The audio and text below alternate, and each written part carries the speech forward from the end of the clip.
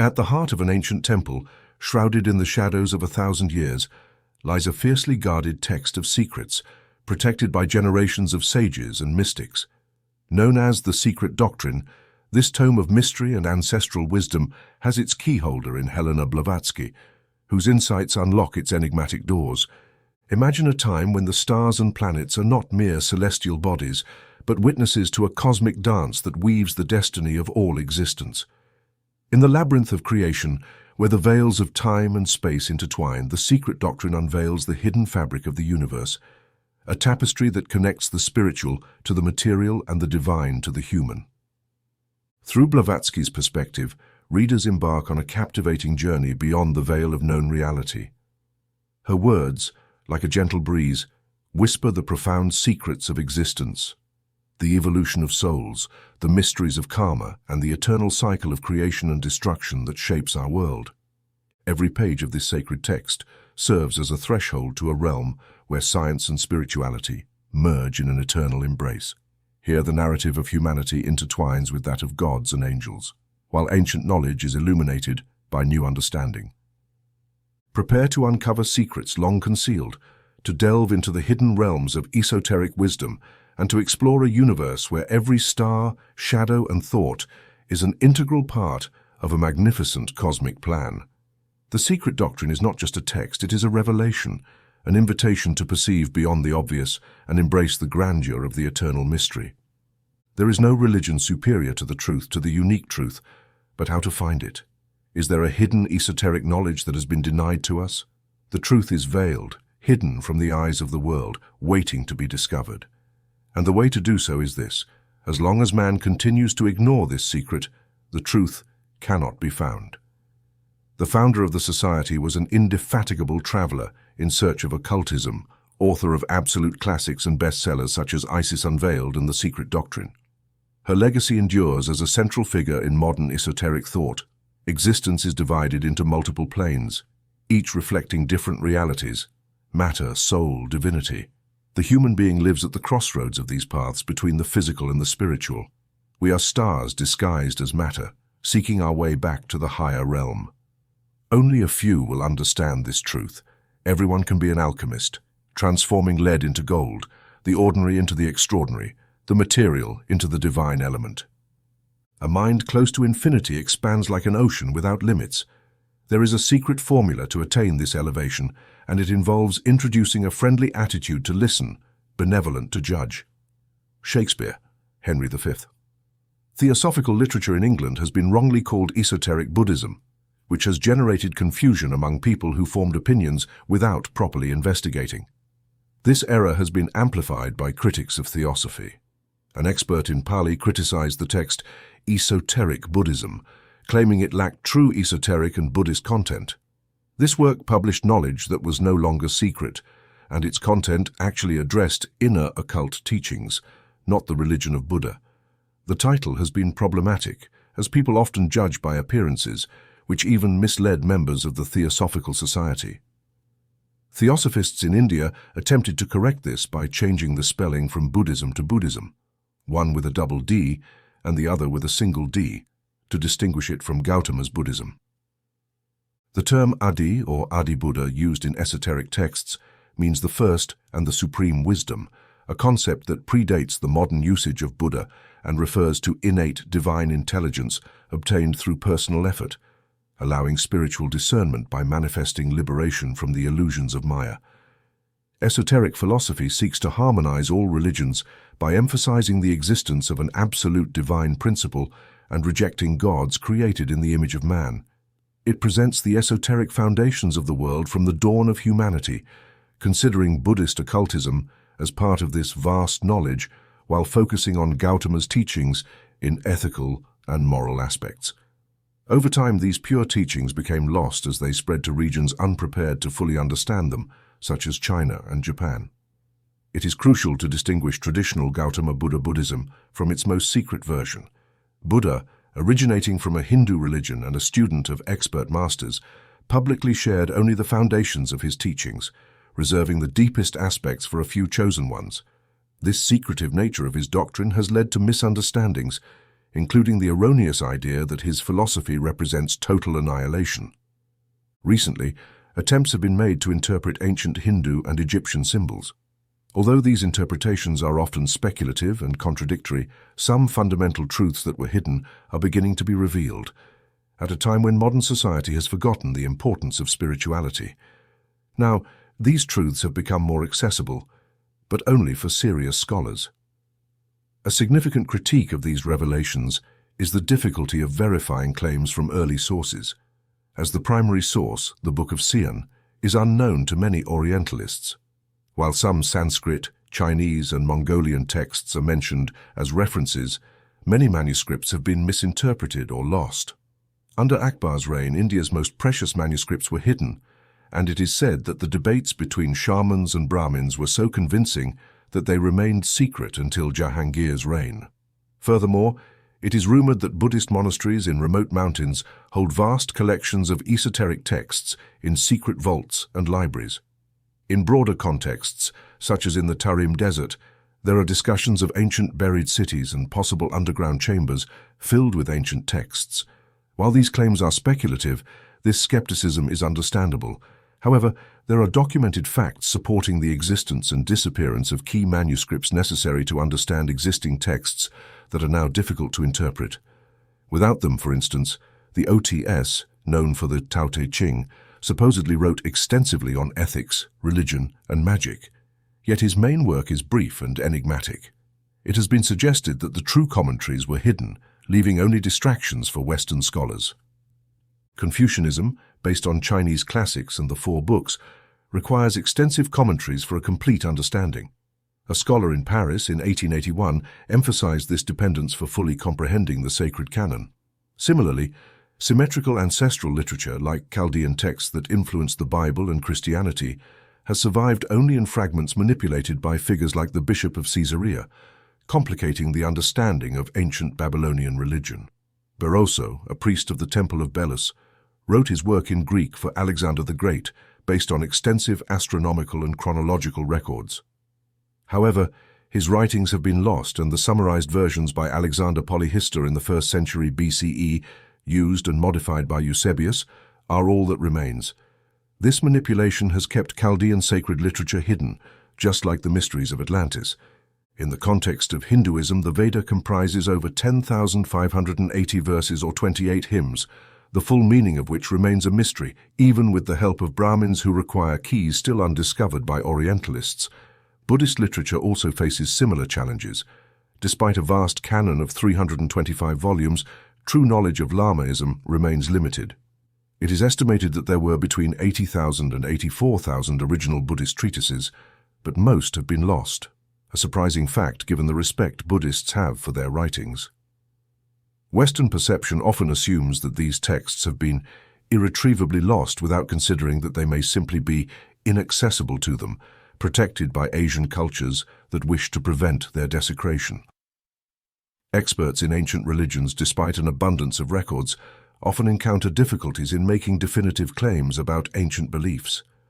For example, although much has been deciphered about Egyptian religion, its essence and fundamental purposes remain mysterious, even with advances in Egyptology. Significant errors in identifications, like the recent one at BAC, illustrate the difficulties in fully understanding these ancient cultures. Additionally, reports from an Indian priest, Yanat Sarasvati, indicate that crucial Buddhist and Brahmanic texts are out of reach for European scholars. These restrictions, along with cultural resistance to sharing sacred knowledge, highlight the complexity and caution needed in studying ancient cultures. While some scholars, like Max Muller, have expressed skepticism about the existence of a primordial revelation, others insist on its reality, reflecting the diversity and depth of challenges in understanding these ancient traditions. The idea that the testaments do not originate from Brahmanic and Buddhist religions is debated. There are hints that the Jews may have borrowed concepts from Chaldean archives modified by Eusebius to protect the emerging Christian religion. The Chaldeans, in turn, may have learned from the Brahmins. However, Max Muller argued that the gods of different cultures are not connected, a position that reflects the tendency of some academics to ignore evidence that contradicts their preconceived theories. In Central Asia, evidence of ancient civilizations, such as the ruins of Nanshan and Altinag, suggests the existence of advanced cultures that remain barely explored in border areas. Treasures and ancient cities lie hidden beneath the sand, protected from natural changes and invasions. The oasis of Sharon, for example, is a site surrounded by ancient ruins, inhabited by a people with a mysterious past and a history of great civilizations. Blavatsky discovered ruins near this oasis, with cities destroyed thousands of years ago, including tools and human remains from ancient times. These discoveries support the existence of a rich cultural heritage with legends of buried cities and libraries filled with texts of magical wisdom. These ancient cultures were bearers of the secret doctrine, a universal religion that, according to occultists, left records in hidden libraries of the secret fraternity. Most of these ancient texts have vanished, similar to what happened with the scrolls of the Library of Alexandria. It is said that these documents are protected and will only be revealed in a more enlightened future to prevent their misuse, following the doctrine of the planetary chain and the 7 races whose powers could be dangerous if irresponsibly disclosed. This knowledge, never secret for the hierophants of the temples, has been communicated by followers like Pythagoras and Plato. Even in Russia, mystics traveled to Tibet in search of occult knowledge, confirming the ongoing interest in these ancient teachings, often dismissed or ridiculed by modern science. Ultimately, theosophy presents itself not as a religion, but as the transmission of ancient knowledge adapted to different cultures, with Confucian serving as an example of the transmitter of these ancestral truths. Despite contemporary rejection, there is hope that, over time, the value of these teachings will be recognized and appreciated. Over the years, there has been growing recognition of ancient texts like the Vedas, which were initially dismissed and considered forgeries. The acknowledgement of their antiquity and authenticity has evolved over time. Similarly, it is expected that the validity of the archaic secret doctrine will eventually be demonstrated. Although this process may take a long time, the author has previously mentioned that they would only reveal a fraction of the zodiacal mysteries, indicating that complete knowledge is reserved for the few. The esoteric system underwent significant change with the publication of Isis Unveiled, providing a deeper and more accessible explanation of these teachings. Despite initial challenges such as language barriers and thematic restrictions, the work served to introduce these ancient concepts to the modern world.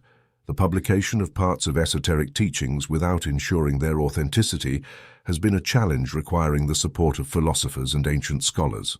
The Church Fathers and other historians were aware of these doctrines, which underscores the need for a methodical approach to explore and validate these ancient traditions. In terms of future progress, it is essential to have a clear and well-structured plan for exploring this knowledge, akin to a tourist forming a general idea of an unknown place without visiting it. Scholars must apply a rigorous preliminary approach before delving deeper into these volumes of esoteric knowledge. This latest volume attempts to summarize the contributions of key followers and describe how the memory of initiation and sacred science has been lost over the centuries. Original esotericism has been replaced by new interpretations, and Hermetic philosophy has often been confused with magic. The work of pagan scholars has survived despite attempts to eradicate it, but it has often been distorted and hidden. The truth has persisted despite efforts to destroy manuscripts and monuments, and history has been shaped both by religious fanaticism and by conflicts between worldviews. This historical context, filled with destruction and rediscovery, is crucial for understanding the evolution of esoteric knowledge and the ongoing search for a balance between ancient wisdom and modern understanding. On Judgment Day, all sins will be forgiven and a single truth will be recognized as the true religion. The work, The Secret Doctrine, delves into the unresolved mysteries of its predecessor, Isis Unveiled, which discusses ancient civilizations and esotericism. The Secret Doctrine details cosmogony and the evolution of human races across 2 volumes, clarifying the concepts of esoteric philosophy. An ancient book written in a secret language forms the basis of much knowledge and was understood by ancient cultures such as the Toltecs and the Atlanteans. The evolution of humanity is illustrated in Isis Unveiled, noting that we are in the 5th of the 7 human periods interrupted at Kali Yuga, with the death of Krishna 5,000 years ago. The sages of antiquity and the Church were aware of this teaching, which has been hidden to protect primordial wisdom.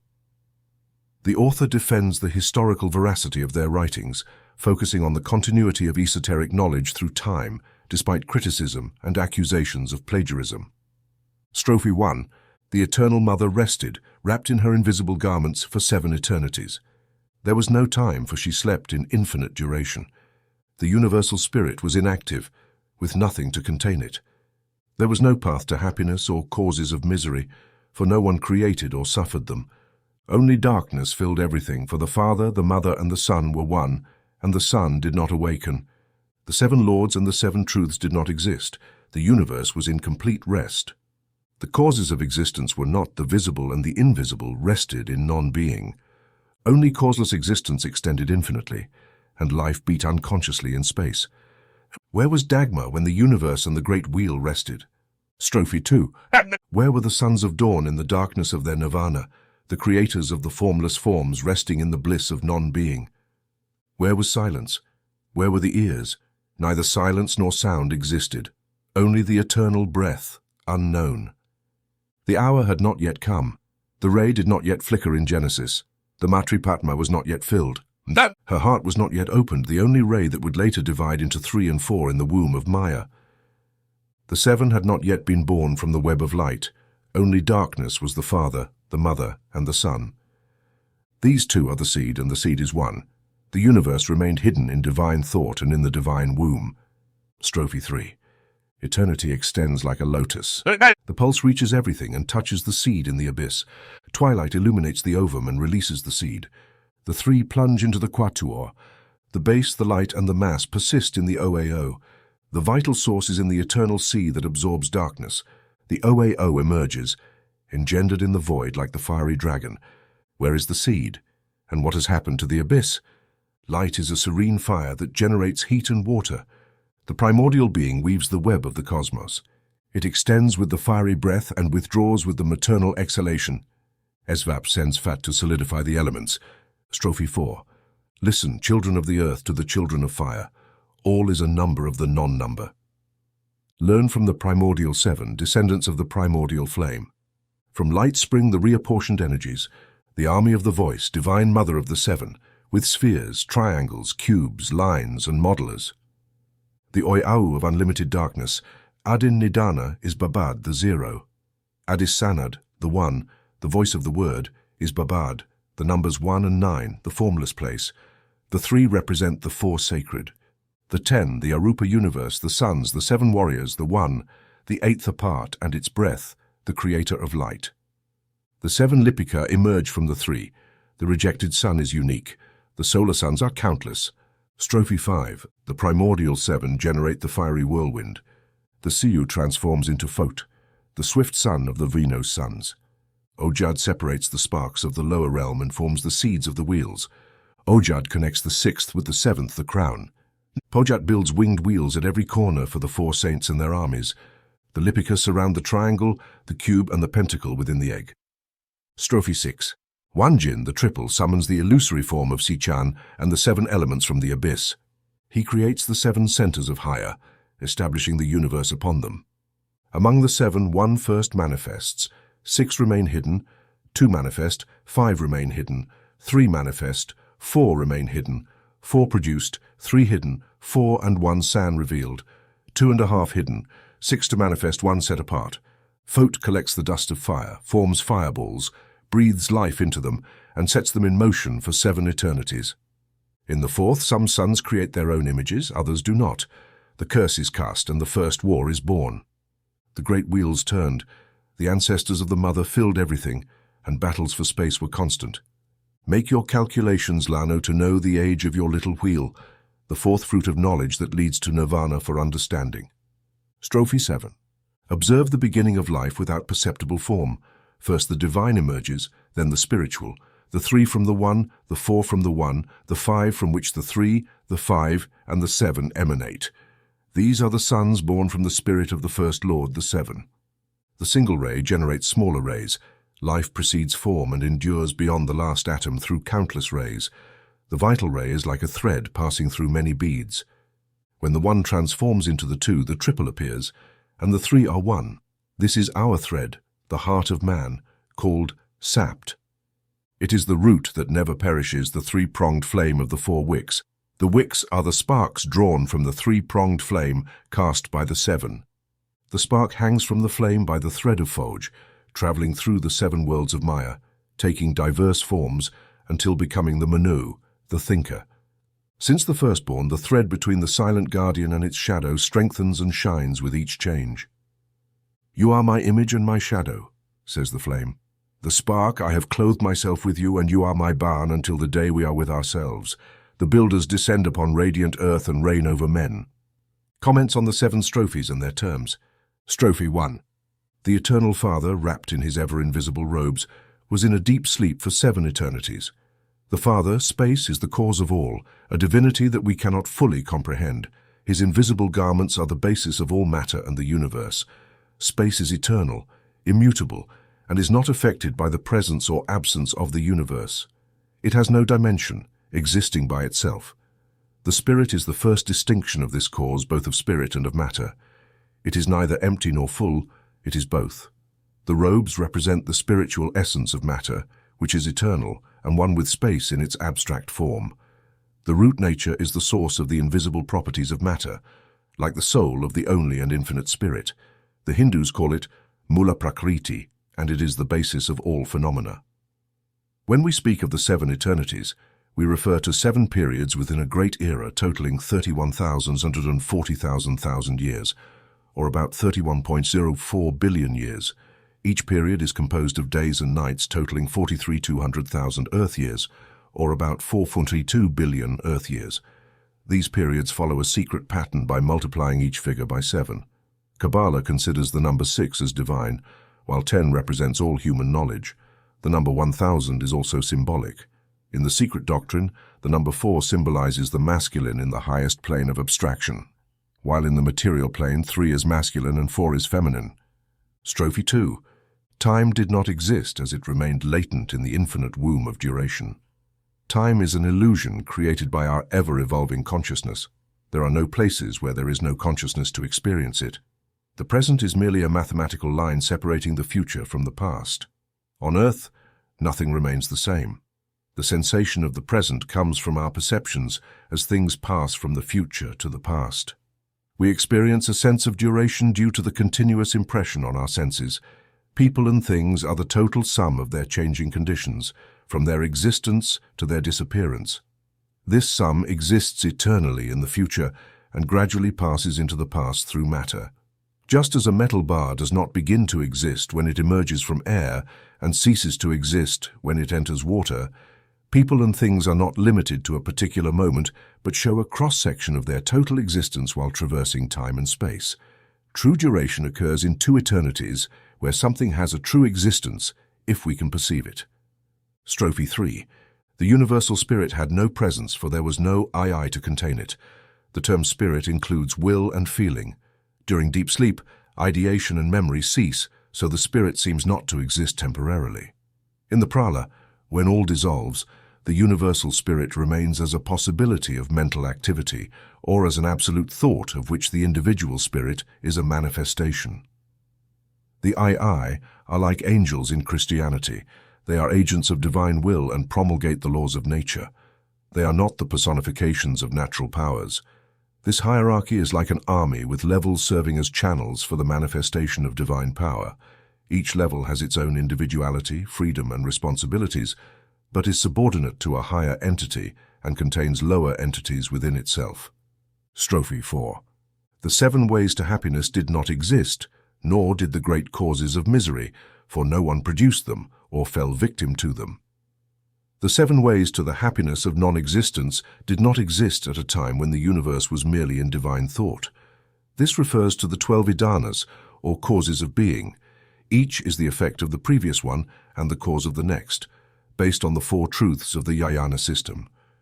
These causes are part of the theory of the chain of causation that leads to karma and its full power. Reincarnation in this world only creates suffering. Even death does not free one from the cycle. The Kayana and Mahayana schools teach the same doctrine, seeking to escape suffering through wisdom and knowledge. Maya, or illusion, is part of all finite things. Reality depends on the observer's perception. Nothing is truly real apart from absolute existence. All things are relatively real, including the observer.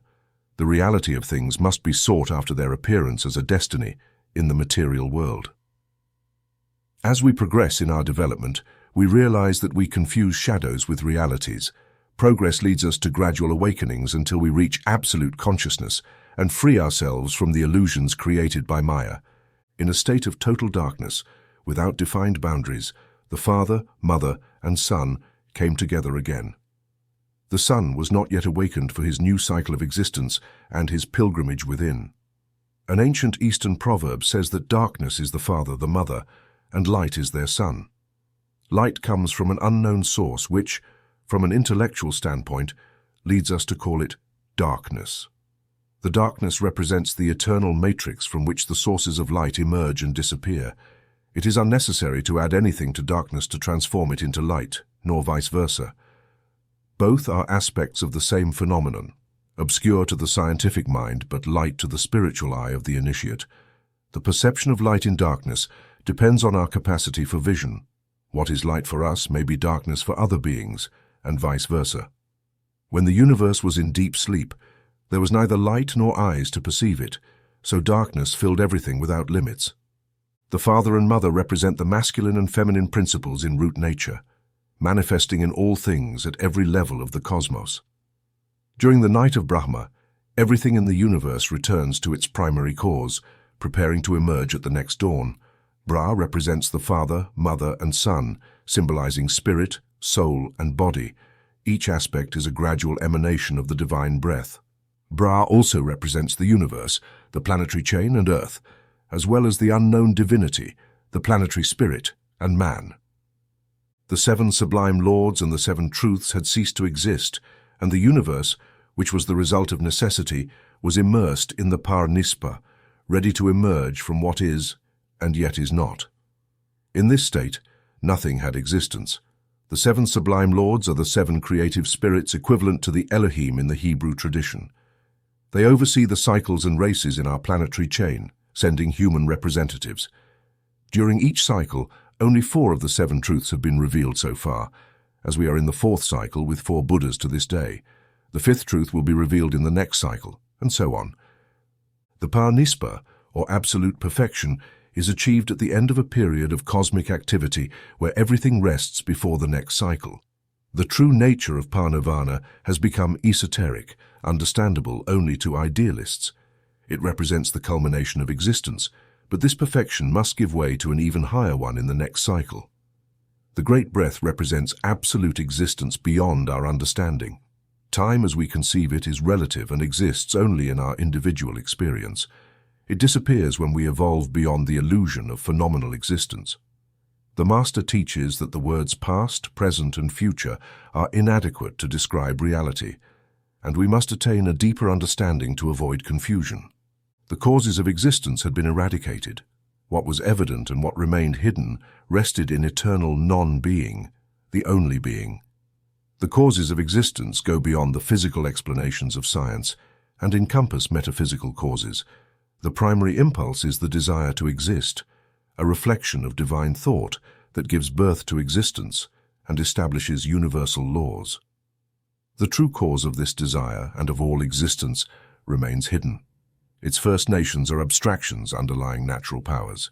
These abstractions, more concrete in our plane, become the material universe through a process of transformation from the metaphysical to the physical.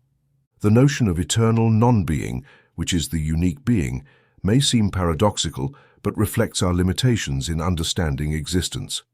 The unique being is the noumenon underlying all phenomena. We lack the means to know it in its entirety.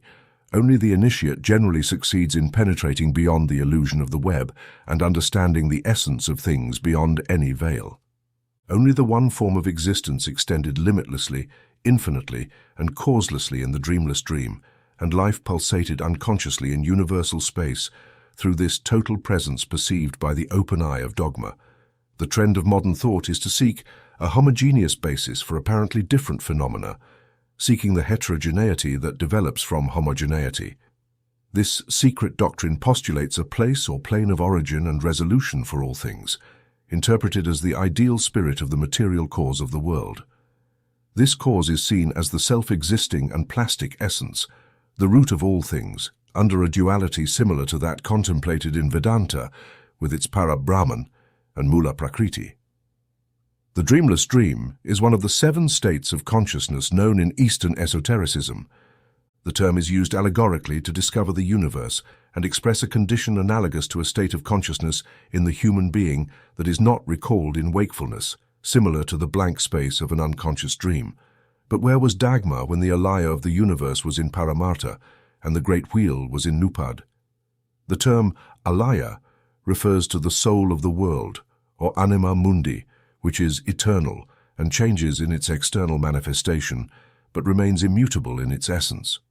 It is compared to the reflection of the moon in water, symbolizing how its pure essence reflects throughout the universe.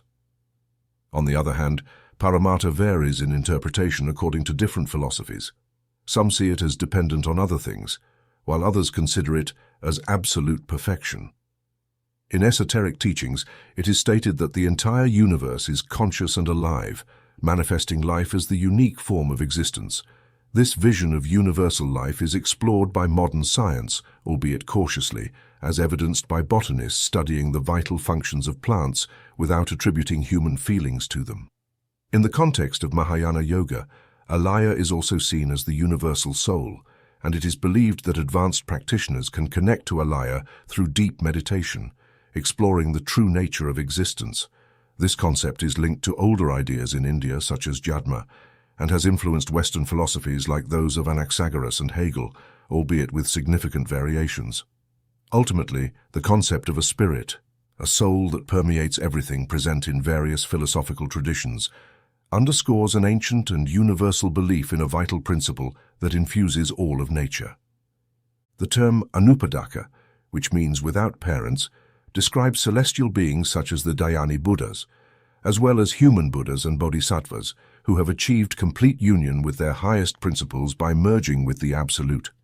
These beings are mystically considered anupadaka, reaching a state of self-existence and unity with the universal spirit.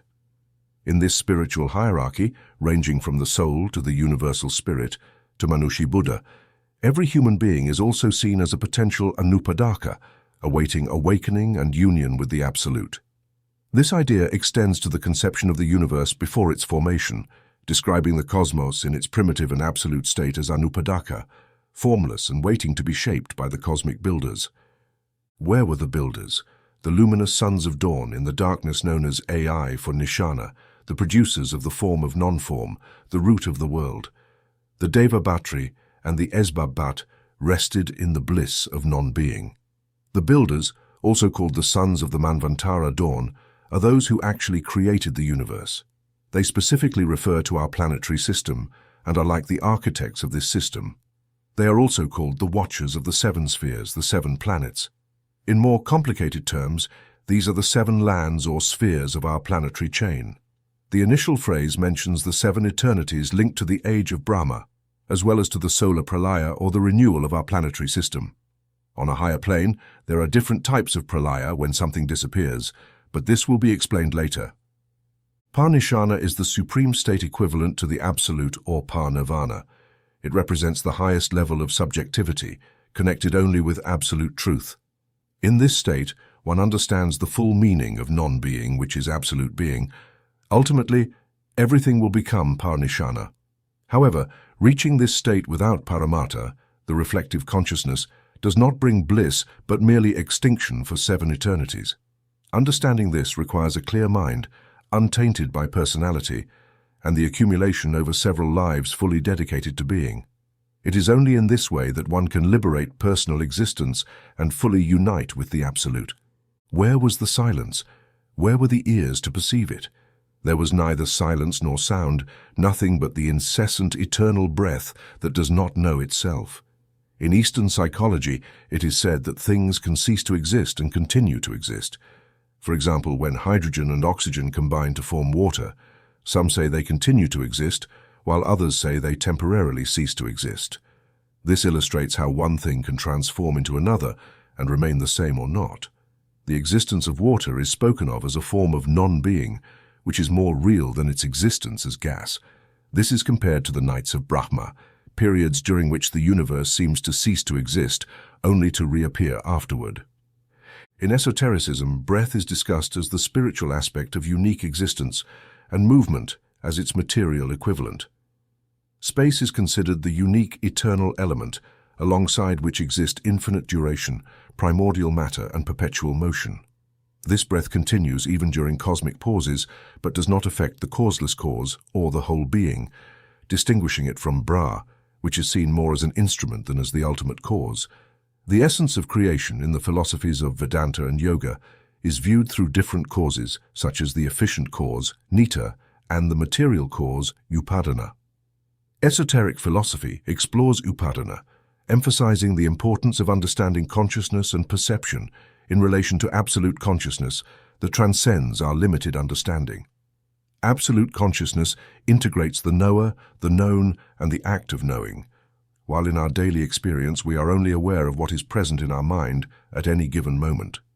We strive to describe realities that are beyond our active and conscious understanding. Ultimately, although we designate absolute consciousness as unconsciousness due to its incomprehensibility, we recognize that this label does not reflect its true nature. Our limited perception leads us to confuse and simplify the vast and complex reality of the Absolute.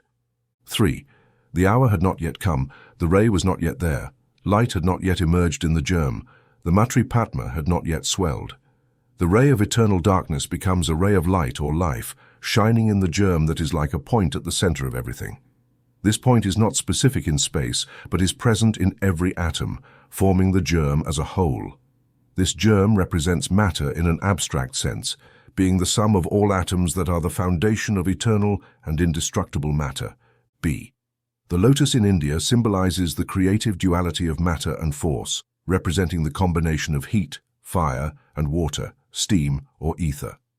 Fire acts as the active and masculine principle, while ether or the soul of matter is the passive and feminine principle. Furthermore, the lotus illustrates the idea that the spiritual prototypes of all things exist before their physical manifestation on earth. This symbol is essential for both the cosmos and the human being. In the growth of the lotus, from the mud through the water to blooming in the air, reflects the journey of life, both of man and the universe. The roots in the mud symbolize the material essence. The stem in the water represents life on the astral plane, and the flower that opens toward the sky symbolizes the development of the spiritual being. 4. His heart was not yet ready to receive the one ray, after which it would fall like 3 into 4 in the regasso of Maya. Before manifesting, primordial substance is latent and, according to science, in an invisible state called pratido. When it receives divine thought through the creative force, the logos activates and differentiates, transforming the 3, Father, Mother, Son, into 4, introducing the idea of the Trinity and the Immaculate Conception. The first principle of occultism is universal unity that manifests in 3 aspects, offering a vision of divinity. Although it remains mysterious to us, life and its essence can only be understood by observing the entire plant, not just parts like the stem or flowers. Divinity, being absolute and omnipresent, is not confined to a single atom, but manifests triply, in accordance with Aristotle's principles of privation, form, and matter. Understanding the quaternary, including the Father, the Mother, and the Son, is essential for grasping the Immaculate Conception, an idea deeply explored in Kabbalah and the Christian Church. The principles of generation suggest that the masculine is born of the feminine in a divine manner, reflecting the concept of a genderless divinity. On earth, this divine mystery manifests in humanity and the cosmos with masculine and feminine aspects. The macrocosm becomes the microcosm, and astral light and knowledge act as mediators between illusion and reality. 5. The 7 had not yet been born from the web of light. Only darkness was present. Father, Mother, Esbab, and Esbat were in the darkness. The secret doctrine focuses on our solar system and our planetary chain. The 7 suns are its worshippers, which will be explained later. Esbab is the root of all things in the universe. It is similar to Mula Prakriti in Hindu philosophy. It is the body of the soul, and what Akasha is to ether, Chinese mystics call the synonym of being. In the Chinese translation of Nagarjuna's Kloka Shastra, it is said that being or subju in Chinese means the substance that gives itself. It is also explained as being without action and with action, or nature that has no inherent nature. Sabbaba, from which Babat derives, consists of Su meaning just, beautiful, good, and Esba meaning me, and Baba meaning being or states of being. 6. These two, Esbab and the germ, are one. The universe was still hidden in divine thought and in the divine womb. Divine thought does not require a divine thinker. The universe with its past, present, and future is the SAT, the absolute being reflected in a secondary cause. Brahman is a mystery for the human mind. Brahma is conceivable for blind faith, but rejected by human reason. During the prologue of the drama of creation, the universe remains hidden in divine thought. This idea is the origin of allegories about the sons of God born of immaculate virgins. Strophe 3. The last vibration of the seventh eternity trembles through infinity. The mother swells, expanding from the inside out like the bud of the lotus. The seventh eternity divides unlimited duration into two aspects: eternal and universal time, kala, and conditioned time, kand kala. One is the abstraction of infinite time, and the other is its periodic phenomenon caused by Mahat, the universal intelligence.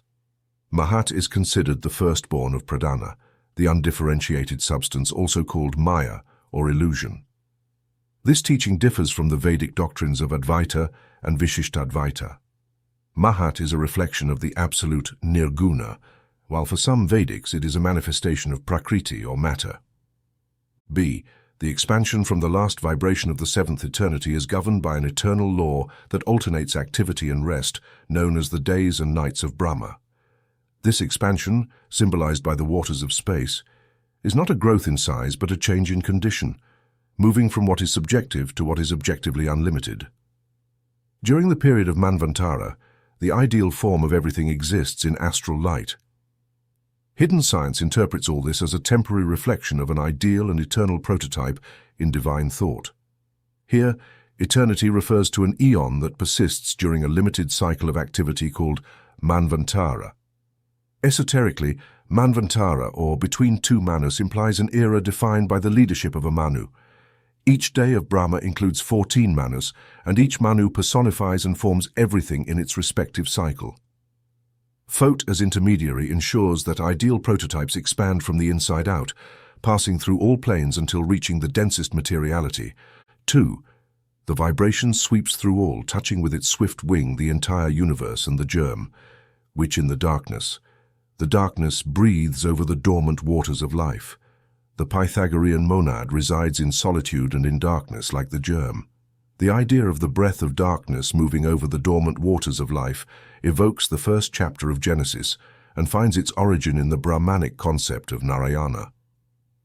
The waters of life represent the feminine principle in symbolism and contain spirit and matter in a latent state. Democritus and Leucippus considered the primordial principles to be atoms and the void, understood as a space filled with potentiality. In all cosmogonies, the element water is fundamental as the basis of material existence. However, modern scientists often confuse this term with the specific chemical substance formed by oxygen and hydrogen. It is important to emphasize that ice and steam, while having the same chemical composition as liquid water, are not considered water in the metaphysical and mystical sense used in cosmogonies. 3. The darkness radiates light, and the light emits a solitary ray into the waters. In the maternal depth, this ray passes through the virgin egg, causing the emotion of the eternal egg and the fall of the non-eternal germ that condenses into the world egg. The solitary ray that descends into the maternal depth can be interpreted as divine thought impregnating chaos in a plan of metaphysical abstraction. The virgin egg represents the power to develop through fertilization, being eternal and always the same. The periodic germ contains the promise of the entire universe when it emerges from the worldly egg. This symbol suggests the notion of infinity as an endless circle and evokes the image of the cosmos, emerging from limitless space. The primordial form of everything that is manifested is spherical, represented by the symbol of the egg, reflecting eternity and infinity. The serpent biting its tail symbolizes self-generation and cosmic evolution. The virgin egg is the microcosmic representation of the macrocosmic prototype, where the masculine creator emerges from the virgin female, symbolizing the cosmos as a fertilized but immaculate egg. The golden egg is surrounded by 7 natural elements, divided into 4 visible and 3 secret. Although the original text does not specify the last 3, the 3 fall into the 4th, while the radiant essence transforms into 7 inside and 7 outside. The luminous egg, which in itself is 3, solidifies and extends into white formations, resembling milk in the depths of the mother, the root that grows in the depths of the ocean of life, as ancient scriptures like the Puranas, the Book of the Dead, and the Bible mention geometric figures and special numbers. The Book of Sion and Kabbalah distinguish between simple figures and sacred numbers, which are metaphysical and essential, linked to matter and spirit. Balzac considered numbers to be mysterious and incomprehensible to the uninitiated, but revealing to the initiated, forming an essential part of the cosmos and being manifestations of divinity. According to him, numbers are the foundation of all quantities, qualities, and dimensions, originating from unity and essential to creation. B. The phrase, "the radiant essence solidifies and extends in the depths of space," can be interpreted in astronomical terms as the initial formation of the Milky Way or primordial matter. However, from the perspective of hidden science and symbolism, it represents a complex glyph like several sacred symbols. This glyph is related to the Hindu legend of the churning of the ocean by the gods, from which Amrita, the elixir of life, and Surabhi, the cow of abundance, were extracted.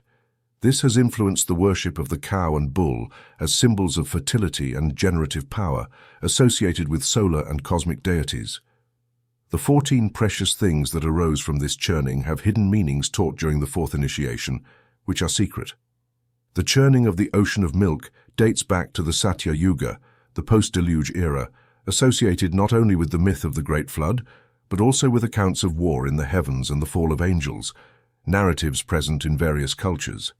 The Brahmanas, texts filled with contradictions and considered occult, have been kept accessible to the public precisely because their true meaning is difficult for the majority to understand. 5. The root remains, the light remains, the curds remain, and yet OAO is one. In the comments, OEO means father, mother of the gods, the 6 in 1, or the sevenfold root. The interpretation varies according to the 7 vowels, which can be 1, 3, or 7 syllables, adding an E after the final O. It is a fact that it refers to the unity of all that exists, whether active or passive. OEO represents the root without roots of all, being one with Parabrahman and the unique manifested life. The root symbolizes pure knowledge, Sadba, eternal reality. Nya, or Parabrahman, or Mula Prakriti, are symbols of the One.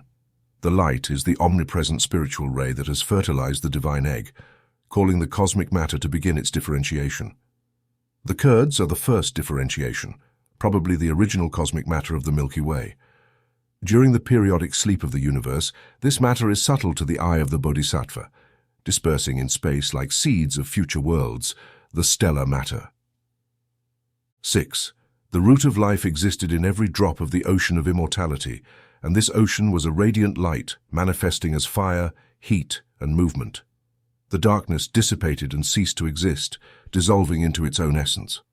The fiery and watery body of the father and mother in the concept of occultism represents the state of the universe during pralaya, or absolute rest, and is seen as absolute light, a concept incomprehensible to our minds. Fire, heat, and movement are essential non-physical principles that modern science struggles to understand. According to the Rosicrucians, light and darkness are essentially the same, differentiated only by the human mind. Darkness is the true essence and source of light. Even in Genesis, light emerges from darkness, and it is mentioned that life, which is light for men, exists because of it. The Bible and spiritual interpretation suggest that light and darkness are fundamental and eternal, defying our limited understanding. If one contemplates the radiant youth of the two, the incomparable space resplendent with glory, the sun of dark space emerging from the depths of the great dark waters, this represents EAO. The youth shines like the sun. He is the divine dragon of wisdom radiating ECA. Shatur and Shatur take the tri for themselves, and the union produces the sapta, in which the 7 become the Trida, the legions and the multitudes. Contemplate how the veil lifts and unfolds from east to west. It closes what is above and allows what is below to manifest as the great illusion. It marks the places for the luminous and transforms what is above into a shoreless sea of fire and what is manifested into the great waters. The luminous space, sun of dark space, refers to OEO. The youth, the first ray in the universe and principle of all, is manifested wisdom with the 7 creative legions. He who understands it sees beyond illusion. Wan Shayin and Avalokiteshvara represent an androgynous deity shown in China as the goddess of mercy. This deity is venerated in monasteries in Tibet and China. Historically, many superior deities were hermaphrodites, including Jupiter, Zeus, Apollo, and others. Avalokiteshvara appears in 2 forms in esotericism, as the first and second logos. Currently, some religious symbols are misinterpreted or ridiculed. An example is in southern India, where a statue of Jesus dressed as a woman symbolizes the fusion of Jesus and Mary. This may be perceived as blasphemous due to resource limitations, but it makes sense from a theosophical perspective. The Gnostic Christ is androgynous, reflecting a deeper and transcendent understanding of divinity beyond gender limitations. It is unclear whether Sanskrit and Hebrew have influenced each other. This concept merges the physical and the spiritual, linking one to the concept of the dragon as ancient symbols in biblical narratives. Jehovah and the figure of Elohim are linked to the serpent or dragon, notably in the story of Eve, symbolizing astral light or the primordial principle. Ancient philosophy does not clearly distinguish between good and evil, but sees both as part of the evolution toward pure light, which gradually transforms into matter or evil. This symbolism is often misinterpreted in early Christian times as being influenced by Zoroastrianism. However, in pagan cultures, the serpent symbolized wisdom, divine perfection, and regeneration. In Gnosticism, the serpent with 7 vowels represents the 7 hierarchies of the septenary, and in Hinduism, the serpent Shesha, or Ananta, symbolizes infinity and is associated with Vishnu. These symbols indicate a profound esoteric meaning, where the serpent can represent both divine wisdom and material evil. In spiritual texts like the Book of Hermes, the Logos is described as a fiery dragon symbolizing divine thought and the union of life represented by the figure of Pandar. This complex symbolism emphasizes how the ancients perceived the interconnectedness of spirituality and matter, reflecting duality and unity in the evolution of the universe and human cognition. C. The Sea of Fire is a concept in occult cosmology that describes light surpassing the root Mula Prakriti, which ultimately becomes astral matter, also called the fiery serpent. This concept reveals the existence of a unique, infinite and impermeable universal element, of which everything is a transformation, providing a basis for understanding occult cosmology in the theogonies of Egypt and India. A hidden deity, the One, is recognized with a creator god and dragon like Shin Egypt or Osiris in its most esoteric form. Kabbalists and occultists identify the father-mother with Akasa, or primordial ether before the manifestation of the sun, Pojad, who is cosmic energy or cosmic electricity. Pojat is often represented as a serpent due to its movement. Zagui in Kabbalah is associated with the Hebrew letter Ted, which is central in ancient mysteries and symbolizes life infused into primordial matter. Various ancient philosophers like Sinon, Heraclitus, Anaximenes, and Thales of Miletus explored theories on the primary substance and changes in the universe, proposing air and water as fundamental principles. The esoteric doctrine intrigues and reconciles these diverse perspectives, showing that each philosopher was right in their particular approach, though no one completely captured the entirety of the phenomenon. 8. Where did the germ reside, and where do the darknesses now dwell? Where can one find the spirit of the flame that burns in your lamp? O Elano, what is this germ? And this entity is light, the radiant sun emanating from the hidden Father in the shadow. The answer to the first question reveals a fundamental truth in occult philosophy. There are realities that our senses cannot perceive, but which are more essential and enduring than the visible. Before understanding this mystery, the disciple must resolve another question that will provide the necessary key. The Sanskrit commentary of this text uses several terms to describe a secret principle, such as this one.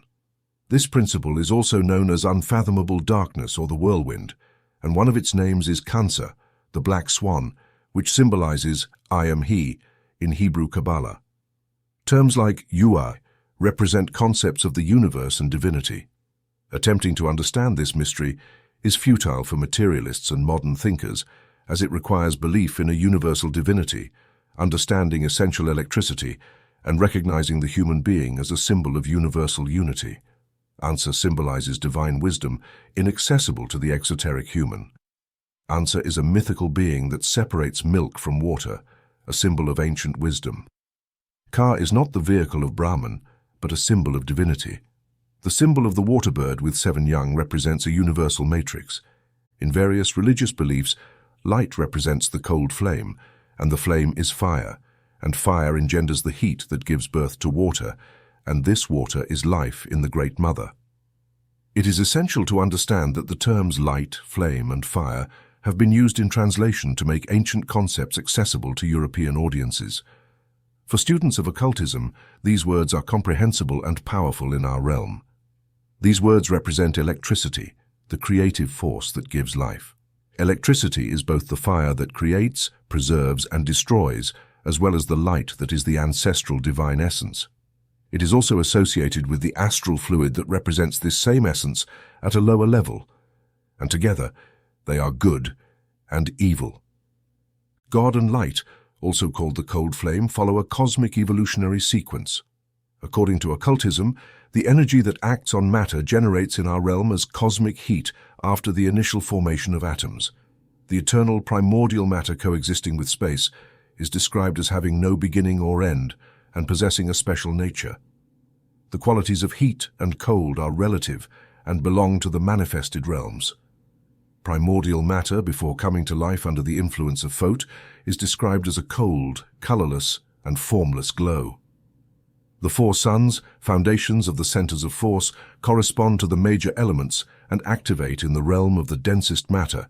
These elements, both electropositive and electronegative, represent lost links in chemistry, alchemy, and occult practice, and are known by other names. By combining them through astral fire, significant phenomena can be produced. The father and mother weave a net, the upper end of which is connected to spirit, the light of the unique darkness, and the lower end to its shadowy counterpart, matter. This web is the universe woven from the 2 substances fused into one, which is Esbab Bat. In the Mandukya Upanishad, it is said that the universe comes from something that does not decompose, like the web cast and collected by a spider, or the herbs that grow on the earth. Brahma, through the germ of unknown darkness, is the substance from which everything evolves, like the spider's web or the foam of water. Brahma expands and transforms into the universe and is made of his own substance. Goethe also expresses this idea in The Loom of Time. I move and weave for God the garment with which you see him. When the breath of fire embraces the universe, it expands, and when the mother caresses it, it contracts. Then, the descendants separate and disperse to return to their mother's embrace at the end of the cosmic day, reuniting again in her. When she cools, she shines brightly, and her children experience expansions and contractions through their own beings and hearts, embracing the vastness. The expansion of the universe, propelled by the breath of fire, presents similarities to the period of fire mist, a concept that modern science studies but does not yet fully understand. According to the commentary, intense heat decomposes the composite elements and reveals the unique primitive element that forms bodies. When an object decomposes into its primary elements and reaches an energy focal point, it experiences vaporization. Then, Pojat gathers certain groups of cosmic matter, known as nebulae, to revitalize them. This generates the heat necessary for the object to continue its path of growth and evolution. The expansion and contraction of the network, that is, the material world or atoms, reflect a pulsing movement. This is due to the regular contraction and expansion of the primordial ocean of matter emanated by Esbab Bat, generating the universal vibration of atoms. The ancients were aware of this, which challenges many modern theories. The ancients understood the internal and external heat of each atom, the breath of the Father Spirit, and the breath or heat of the Mother Matter. Their explanations challenge modern theories about the extinction of solar flames. According to them, when a gaseous body loses heat, it contracts while generating heat. This idea is more scientific than some modern theories, although current science cannot accept concepts like the breath of fire. Thus, Esbat sends Fogat to reinforce the atoms, since each of them is part of the cosmic network and reflects the self-existent Lord like a mirror, thus transforming into its own world. Fat hardens the atoms, infuses energy and disperses primordial matter, describing itself as dispersing while scattering matter into atoms through fat. The ideas of universal thought are imbued in matter. Although sometimes called cosmic electricity, this shows only part of its nature. In addition to having electrical properties, it also possesses intelligence. Strophe 4. Listen, children of the earth, to your instructors. The children of fire learn that there is neither first nor last, for all is a number emanating from the non-number. The terms children of fire and children of the fire Nibla are rooted in a profound universal mystery. In the Bhagavad Gita, Krishna symbolizes the paths of the soul post-mortem. Those who die during the fire or the day reach Brahman and do not reincarnate, while those who die during the smoke or the night return to earthly existence. These paths, one bright and the other dark, are eternal. The children of fire refer to deities that govern lunar cosmic powers, contrasting with the Agnis, Bata and Kumaras, solar deities and creators of the inner man. Fire symbolizes ether in its purest state, and the fire of knowledge can lead to emancipation by freeing the self from the seven senses that are pathways to freedom. This concept encapsulates the idea that all is a number emitted from the non-number, suggesting that everything in the manifested universe is part of a greater whole emerging from the unmanifested or absolute. We learn what we, descendants of the seven primordials, learn from our parents, those who emerge from the primordial flame. This is explained in Book 2, and the term primordial flame confirms what is mentioned in the first paragraph of the previous commentary regarding Strophe 4. The primordials, direct emanations of the ray and the four sacred ones, are eternal but different from the universal one. During Pralaya, they are latent. During Manvantara, they are active from the father-mother, the other quaternary, and the seven find their origin in the mother. All are one but differ in the planes of being. The primordials are like archangels. They neither create nor reproduce like Michael in Christianity, and the children born of the spirit of Brahma, three from the radiant light, emerge in space, the energies, the two, the seven, the total sum. These are the essences, the flames, the elements, the builders, the numbers, the Sina Arupa and the Conformes Rupa, as well as the divine force or being. The total sum and divine being emanate forms, sparks, sacred animals and messengers of the sacred parents within the four saints. The sacred science of numbers in occultism shows how numbers and invisible hierarchies structure the universe. The Kumaras, known as the four, are actually seven, highlighting the symbolic importance of numbers. Hiranyagarbha or Brahma arises from a golden egg, symbolizing the origin of creation.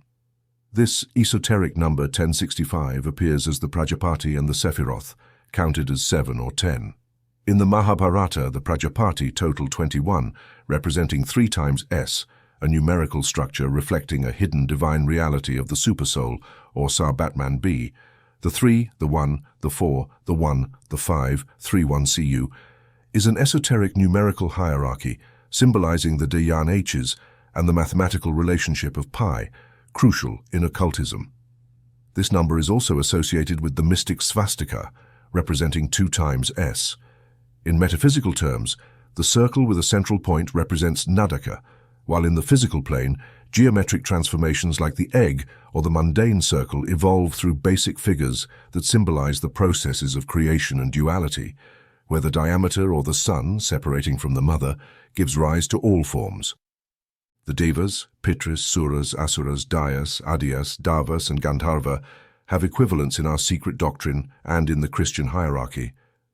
Their names in Greek and Latin prove this relationship. Sacred animals have profound significance in the Bible and Kabbalah. In the Keper Jira, it is said that God inscribed them in the 4 saints of his glory. This book mentions the importance of the elements: spirit, air, water, and fire. These elements form the dwelling of God, and the sacred animals are ministering angels. In Kabbalah, the divinity is regarded as the universe itself. These sacred animals are astronomically interpreted as the signs of the zodiac. This was the army of the voice, the divine mother of the seven.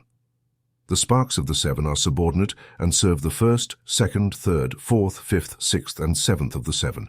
These are called spheres, triangles, cubes, lines, and modelers, for thus is found the eternal Nidana.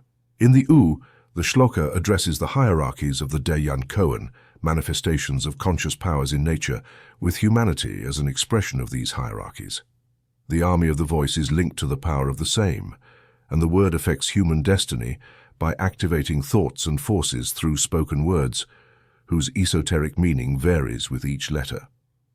This concept symbolizes the army of the Logos, where creation arises from the voice.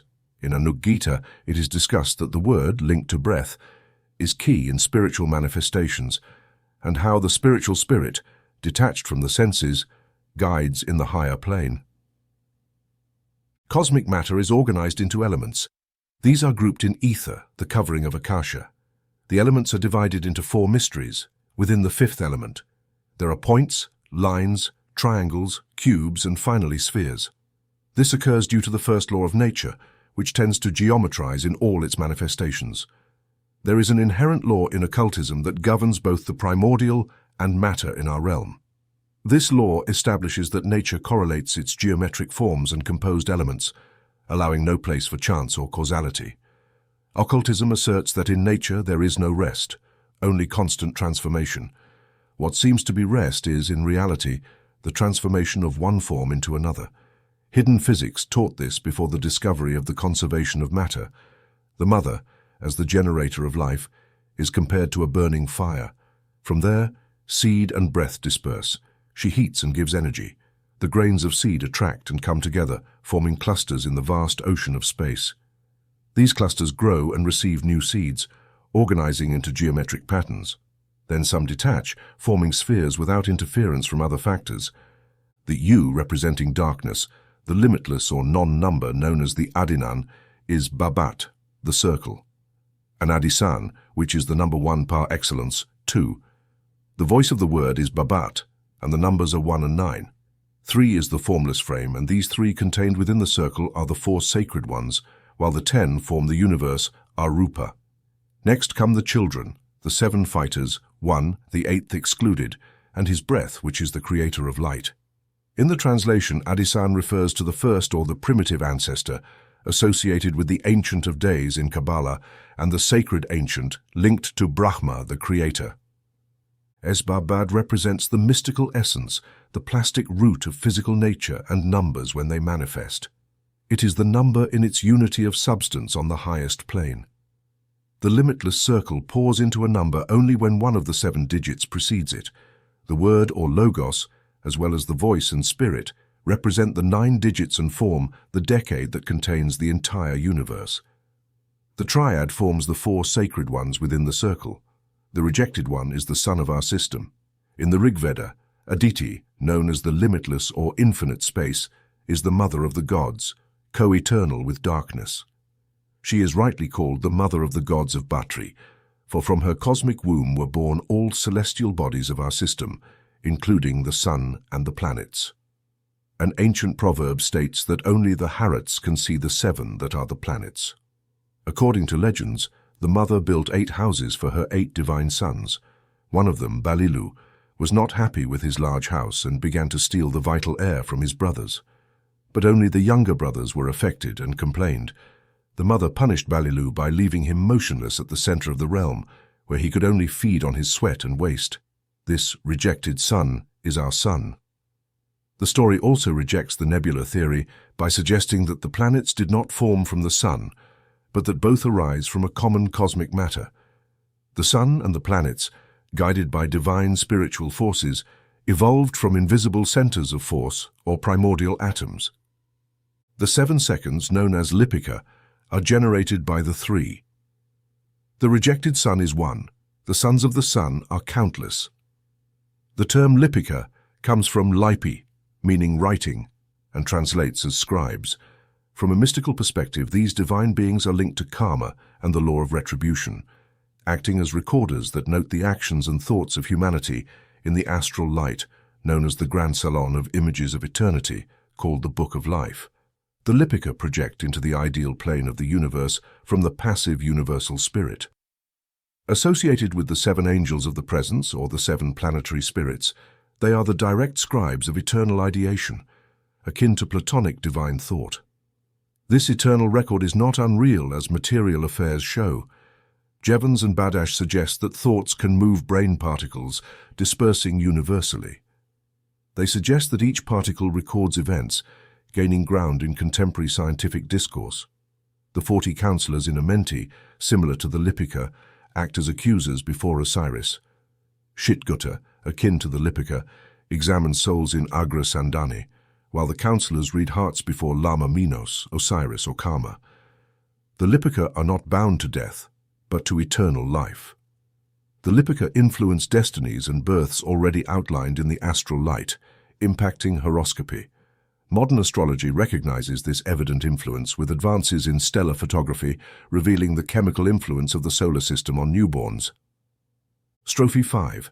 The seven primordials, the first breaths of the dragon of wisdom, generate in turn a fiery whirlpool with their surrounding holy breaths. This text speaks of enigmatic symbols in esoteric doctrine and whether they represent real entities. The builders Lipika and the sons of light could be more than mere symbols representing the spiritual essence of man.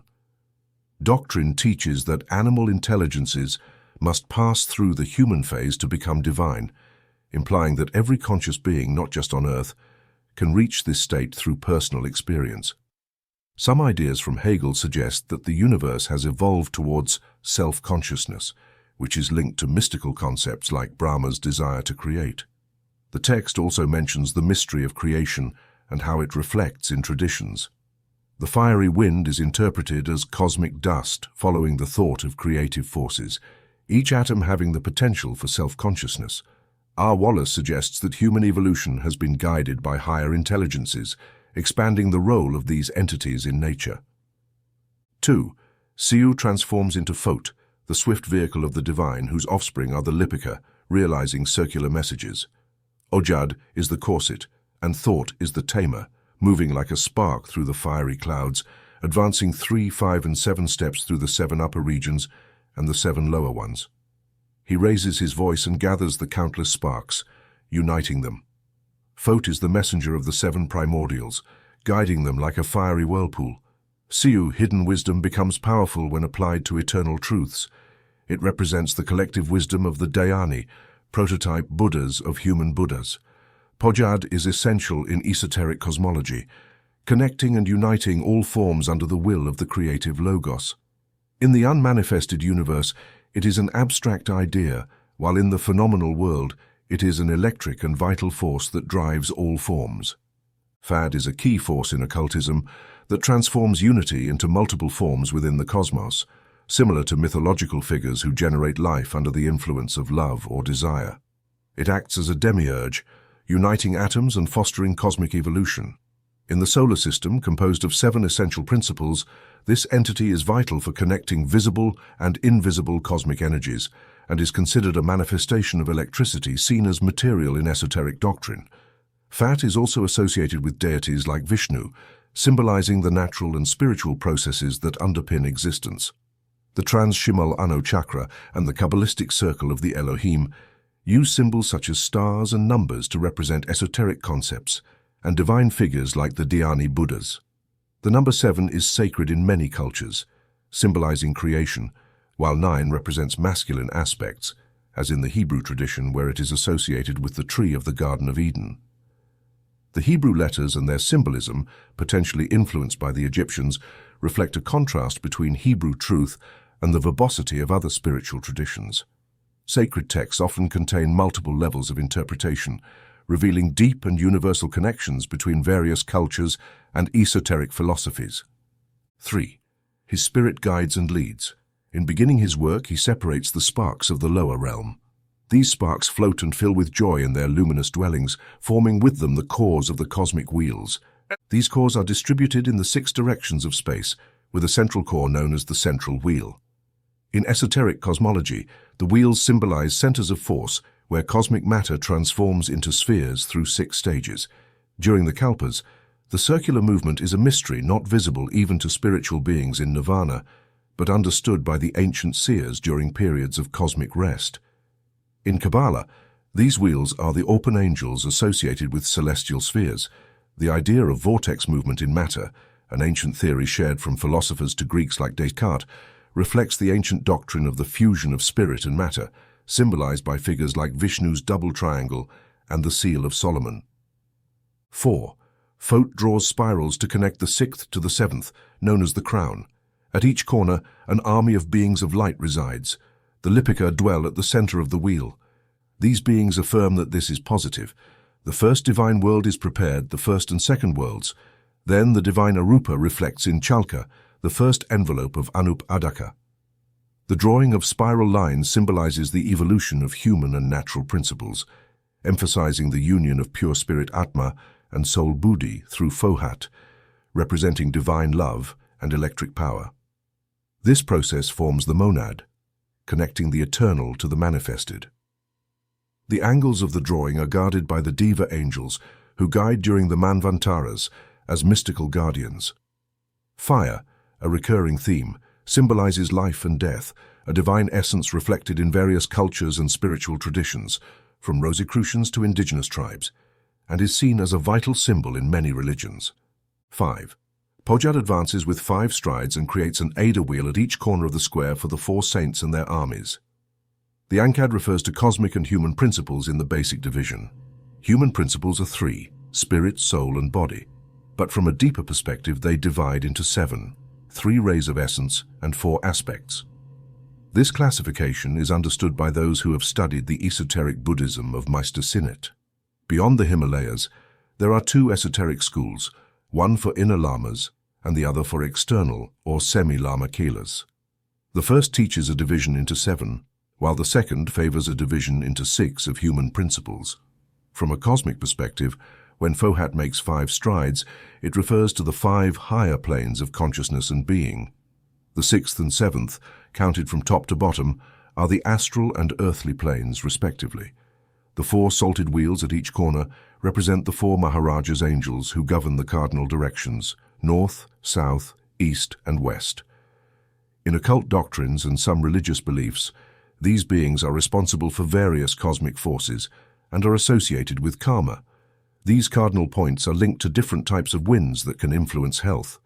Traditions like Catholicism see these beings as angels or demons, depending on their theological interpretation. Negative events such as epidemics and wars are often attributed to malignant influences from the north and west.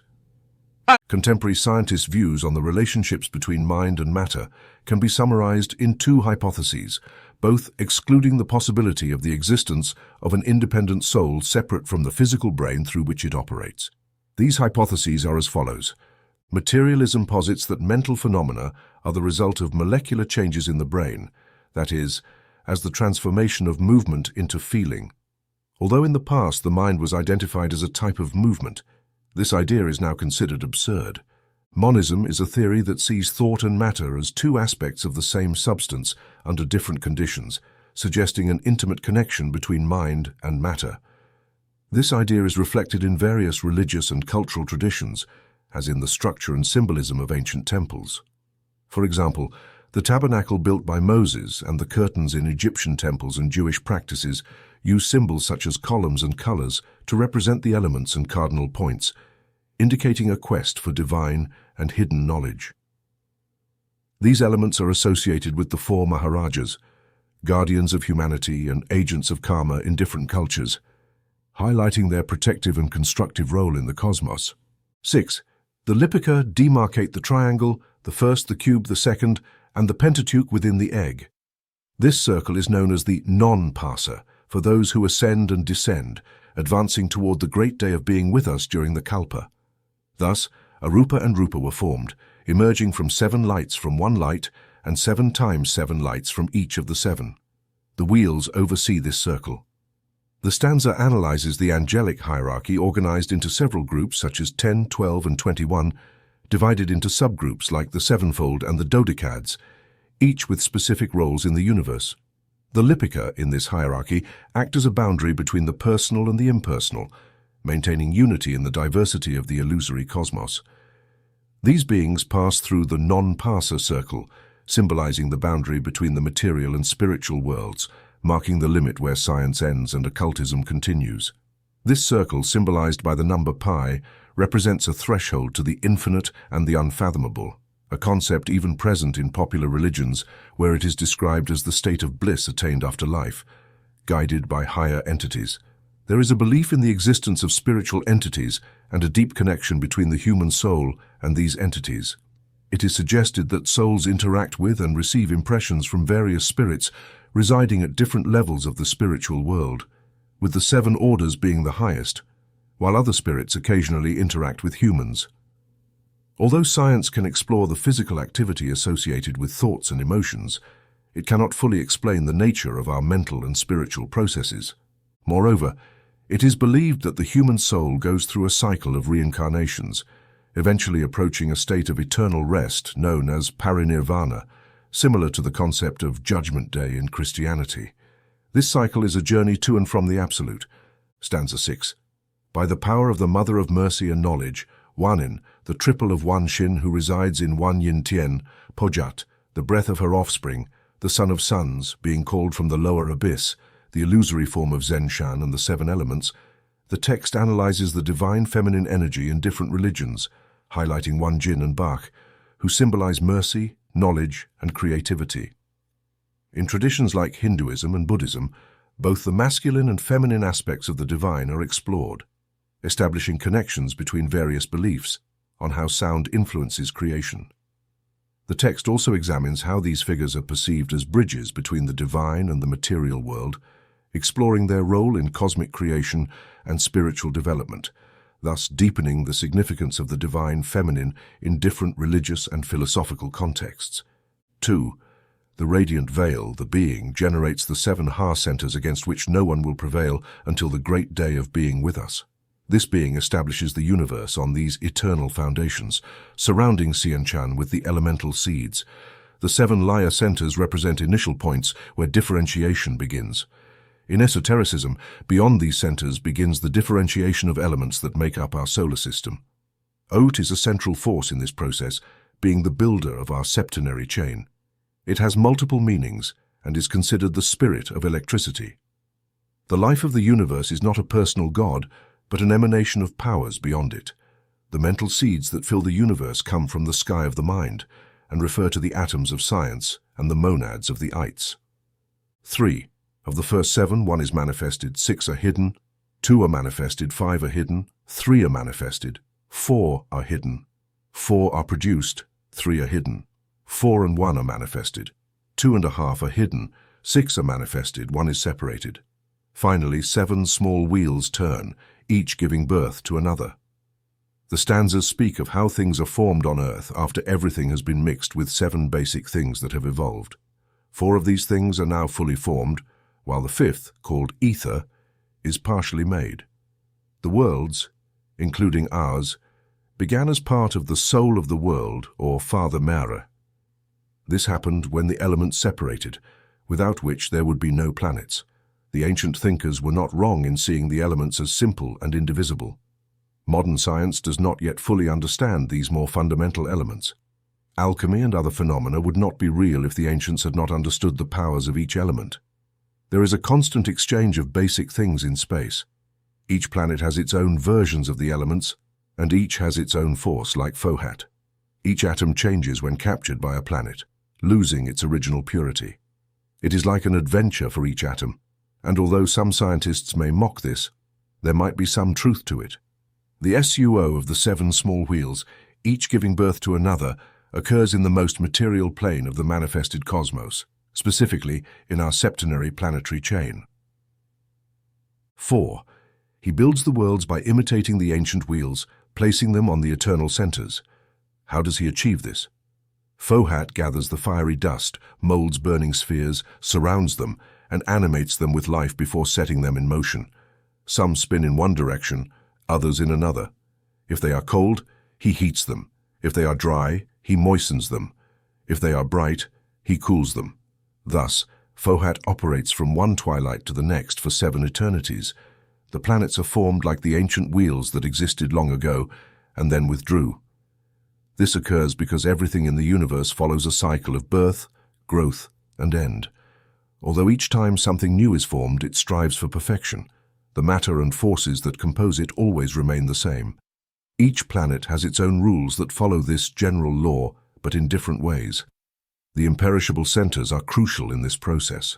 These are fundamental points in the universe, not just ancient ideas essential to its functioning. They are not constructed within themselves. They simply exist as an essential part of the cosmos. Fohat, a cosmic energy, is created as if it emanates from the thought and essence of a higher force. This energy is divided into positive and negative, and has 7 children who represent different types of cosmic magnetism.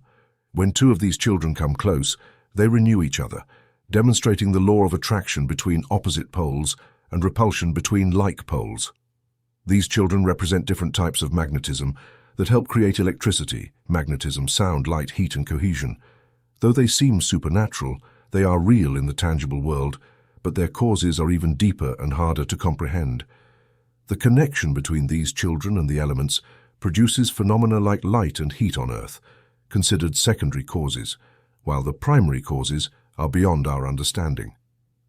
Electricity and other forces are considered shadows of matter in motion, directed by Fohat.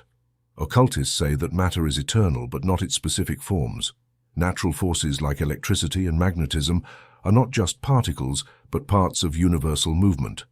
Pojat creates 7 points of creation in the universe, and matter is always changing and regenerating. Despite the downward tendencies of matter, there are many active stellar systems which contradict some ideas. The Eastern view of matter is different from that of the West.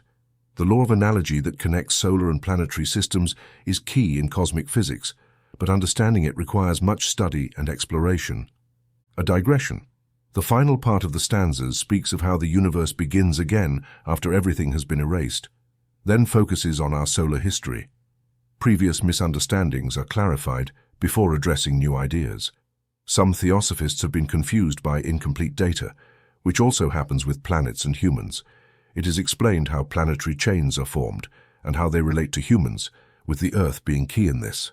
Occult philosophy is coherent and adaptable, unlike physical science. Occultists believe that their theories are more logical than scientific theories and challenge Darwin's theory, especially in relation to the moon. The moon's influence is considered both beneficial and harmful in anthropogenesis. The moon plays an important role in Raja Yoga. It is believed that humans possess 3 suad. Although there are different classification systems, all adepts must accept the Taraka Raja classification. Whether one speaks of the 3 upads with their 3 aspects and Atma as the eternal and immortal synthesis, or whether they are called the 7 principles, the 2 systems essentially converge towards the same understanding. The doctrine of the septenary world chains in the solar cosmos is briefly explained as follows. In the universe, both metaphysically and physically, everything follows a septenary structure. Each celestial body, visible or invisible, has 6 companion globes. The evolution of life develops in these 7 globes or bodies through 7 rounds or cycles. The globes are created by the rebirth of planetary chains or rings. During the 7th and last round of one of these rings, the highest globe begins to disappear, and planetary dissolution is near. Each globe must transfer its life and energy to another planet. Our Earth, the visible representative of its higher invisible companions, also experiences 7 rounds. During the first 3, it forms and consolidates. During the 4th, it fixes and hardens. During the last 3, it gradually returns to its original form and spiritualizes. Each cycle of life on Earth consists of 7 root races that evolve from an ethereal state to more spiritual states. There are 2 aspects to this evolution: the planetary round and the globe round or terrestrial round. The first root race, the first humans on Earth, were descendants of celestial men or Pitris. Esoteric Buddhist books and human works deal with occult subjects, but they may contain errors. We correct these mistaken ideas in our books. It is necessary to clarify the divergences in previous works regarding human evolution and esoteric cosmogony. Some confused concepts include the 5th and 6th rounds. People have misinterpreted figures like Buddha, Atma, and Plato. There have also been errors regarding Mars and Mercury in relation to our Earth chain. Fully understanding these concepts is difficult, especially for untrained minds. Modern astronomy does not confirm the connection between Mars and Mercury with our Earth chain. An authoritative explanation from the masters regarding Mars and Mercury was requested, and clear answers were provided. The two planets are independent septenary chains, separate from Earth, and have no relationship with our Earth chain. Satisfying curiosity is not the end of knowledge, but wisdom lies in a mind attentive to its own reflection. Teaching secret ideas is very important. There is more than one letter responding to objections from other masters. These objections were scientific and claimed that esoteric theories did not align with modern science. Someone asked why we cannot see other Earths if they exist. The response was that these Earths exist on different planes and are difficult to see. Our Earth is very dense, so other Earths on different planes are not visible to us. This is because we are tuned to our own plane and matter. It is explained that our Earth is part of a chain of Earths, just like the others. To see other planes, one must be freed from astral matter, which is why we cannot see beyond our material reality, even with advanced telescopes. Only adepts capable of moving their mind and consciousness to other levels can properly understand these things. People are advised to lead a life necessary to gain wisdom. They should not reveal great truths to those who cannot understand them. They must be wise and careful in sharing knowledge. It is sad that few follow this advice and that valuable knowledge is wasted. There is talk of 7 inhabited planets and how life circulates from one to another. In the past, there have been confusions in terminology, leading to misunderstandings. The master admitted that he could not reveal the whole truth and that sometimes the information was confusing. There have been problems understanding how many reincarnations occurred before man. It is suggested to solve the problem by oneself, but this has caused confusion and errors. The teaching on the 7 elements of celestial bodies and the macrocosm, which also applies to the microcosm, is still very secret. Previously, it was only given during initiation with very sacred information about cosmic cycles. However, now more is revealed. Although in the past it was not even considered to unveil the entire system of cosmogony, the exact figures and numbers related to evolutionary cycles were kept secret because of their importance. There are 4 vilas and 7 branches of knowledge mentioned in the Puranas. Only Atma-bhya, or true spiritual and divine wisdom, can give a complete understanding of the other 3. Without this wisdom, the other branches are superficial, like parts of a sleeping man, without a complete spiritual understanding. The incomplete presentation of the doctrine of the evolution of monads has caused confusion. To fully understand this process and the birth of globes, it is necessary to adopt a metaphysical approach, not just a statistical one. However, few are interested in approaching these doctrines from a metaphysical perspective. Explaining metaphysics to a Western mind is difficult, according to the masters. Beyond metaphysics, there is neither occult philosophy nor esotericism. It is like trying to explain a person's most intimate feelings through the anatomy of their body. It is difficult to understand why the numerical details related to cosmogony are kept secret, but those who hold this hidden knowledge are reluctant to disclose it. This reluctance to share certain knowledge has generated confusion among Eastern and Western students. The lack of data made it difficult to accept certain principles. The numbers used in occult calculations were revealed only within a very restricted circle, and even the initiates could not break this rule. The monads are closely linked to the evolution of globes. When a globe dies during the 7th round of a lunar chain, it gives birth to a new globe in the Earth chain. The monads progress through planetary chains in 7 classes or hierarchies, according to their state of evolution. Only the first class reaches the human state during the 1st round, and the door to the human kingdom closes during the 4th round. This process shows a perfect analogy between natural processes in the cosmos and in the human individual. The higher principles advance towards states of rest, while the lower principles disintegrate and are used to form new human principles. This analogy is essential for understanding occult teachings. It is one of the 7 mysteries of the moon. Japanese and Chinese Buddhist ascetics are even more reluctant to reveal their knowledge than the Hindus. It is important to understand the nature of monads without penetrating the highest mysteries. The monads are classified into 3 major categories. The lunar gods or spirits are the most advanced monads, known as Pitris in India. During the 1st round, they pass through the mineral, vegetable, and animal kingdoms in their most rudimentary forms.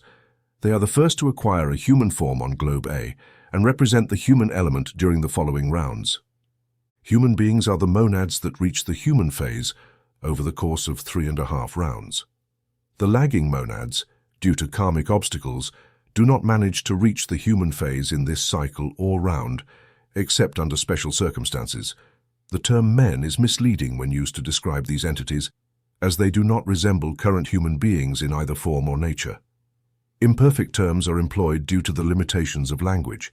The evolution of the outer form is guided by earthly forces, while the evolution of the inner man is purely spiritual.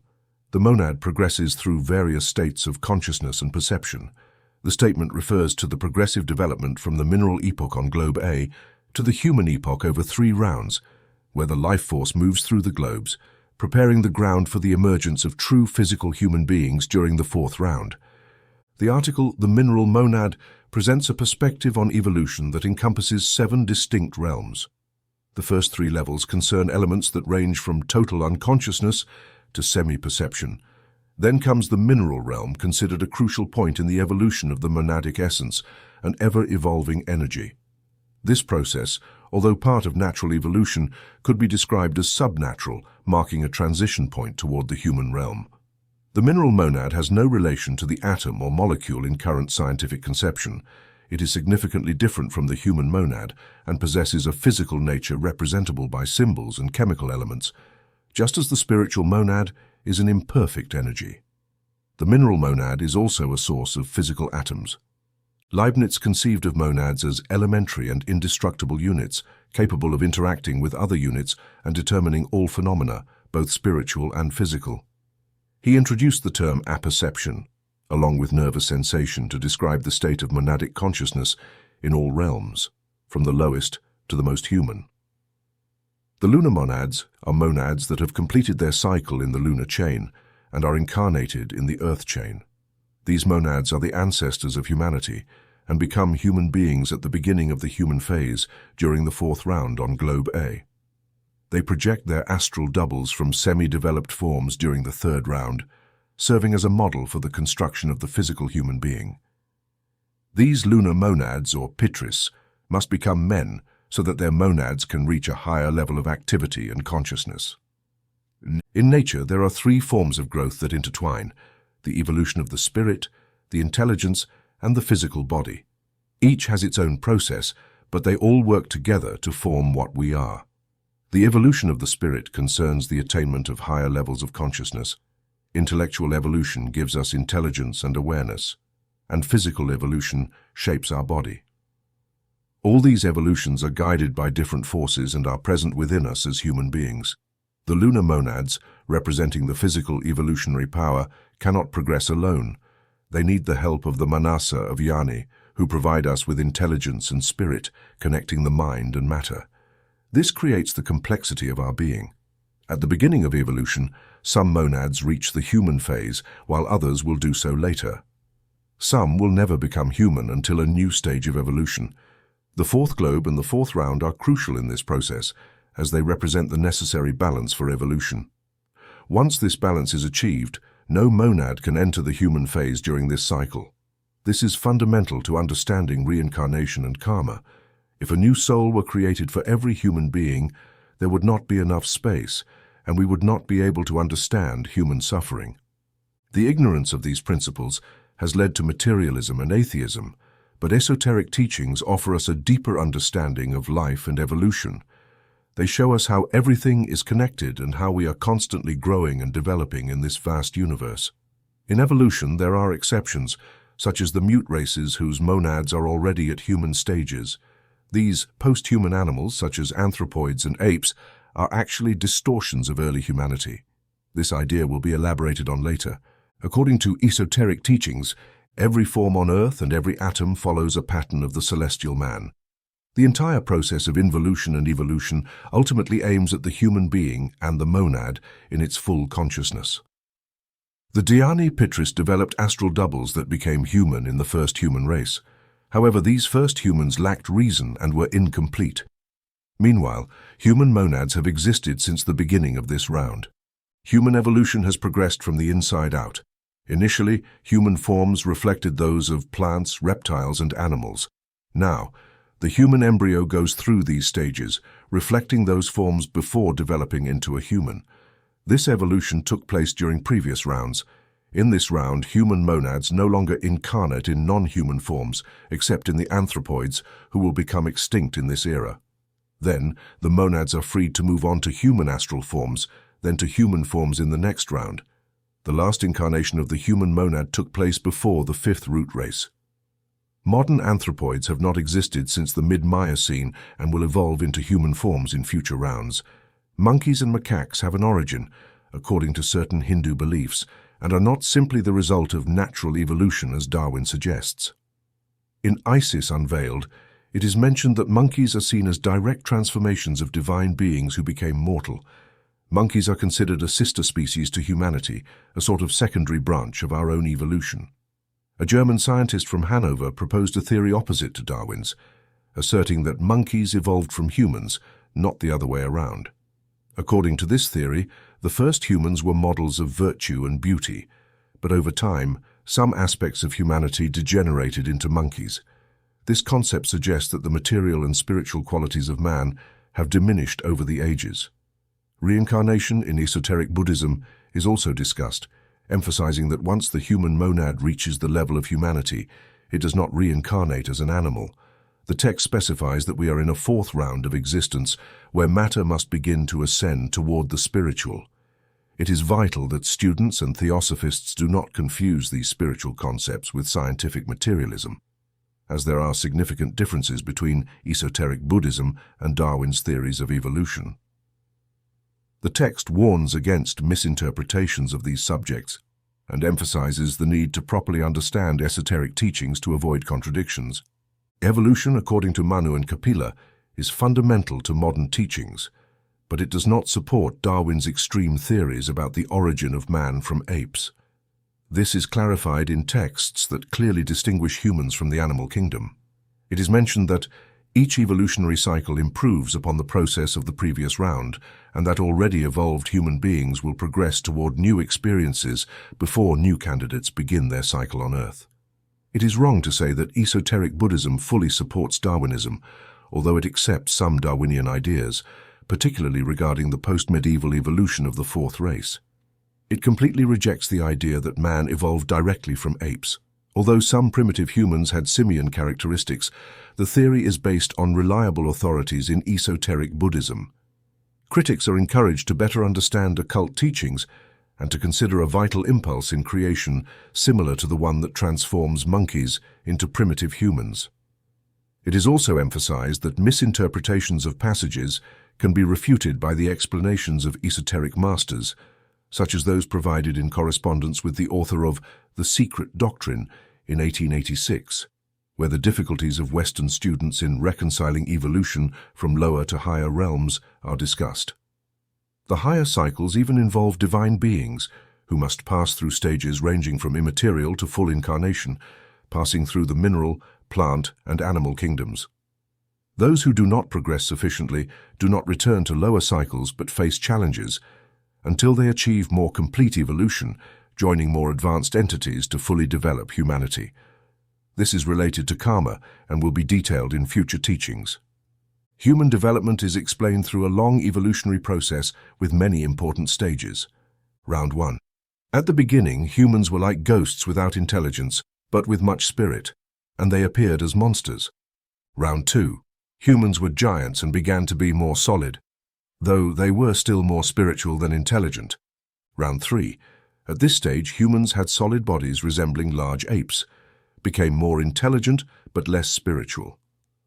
Round 4. At this point, humans have greatly developed their intelligence, begun to speak, and knowledge has greatly increased. The notes specify that the early descriptions do not refer to physical humans, but to how nature and spirit began. Furthermore, karma and evolution create a mixture of natures, and the human mind begins to overshadow the initial spirituality. Terms such as objectivity and subjectivity change in meaning depending on the context and must be understood relatively. The master specifies that the teachings are complex and that mistakes in their explanation may occur. The details about the rounds and races were not clarified before because it was not necessary for a typical Eastern disciple to understand these differences easily.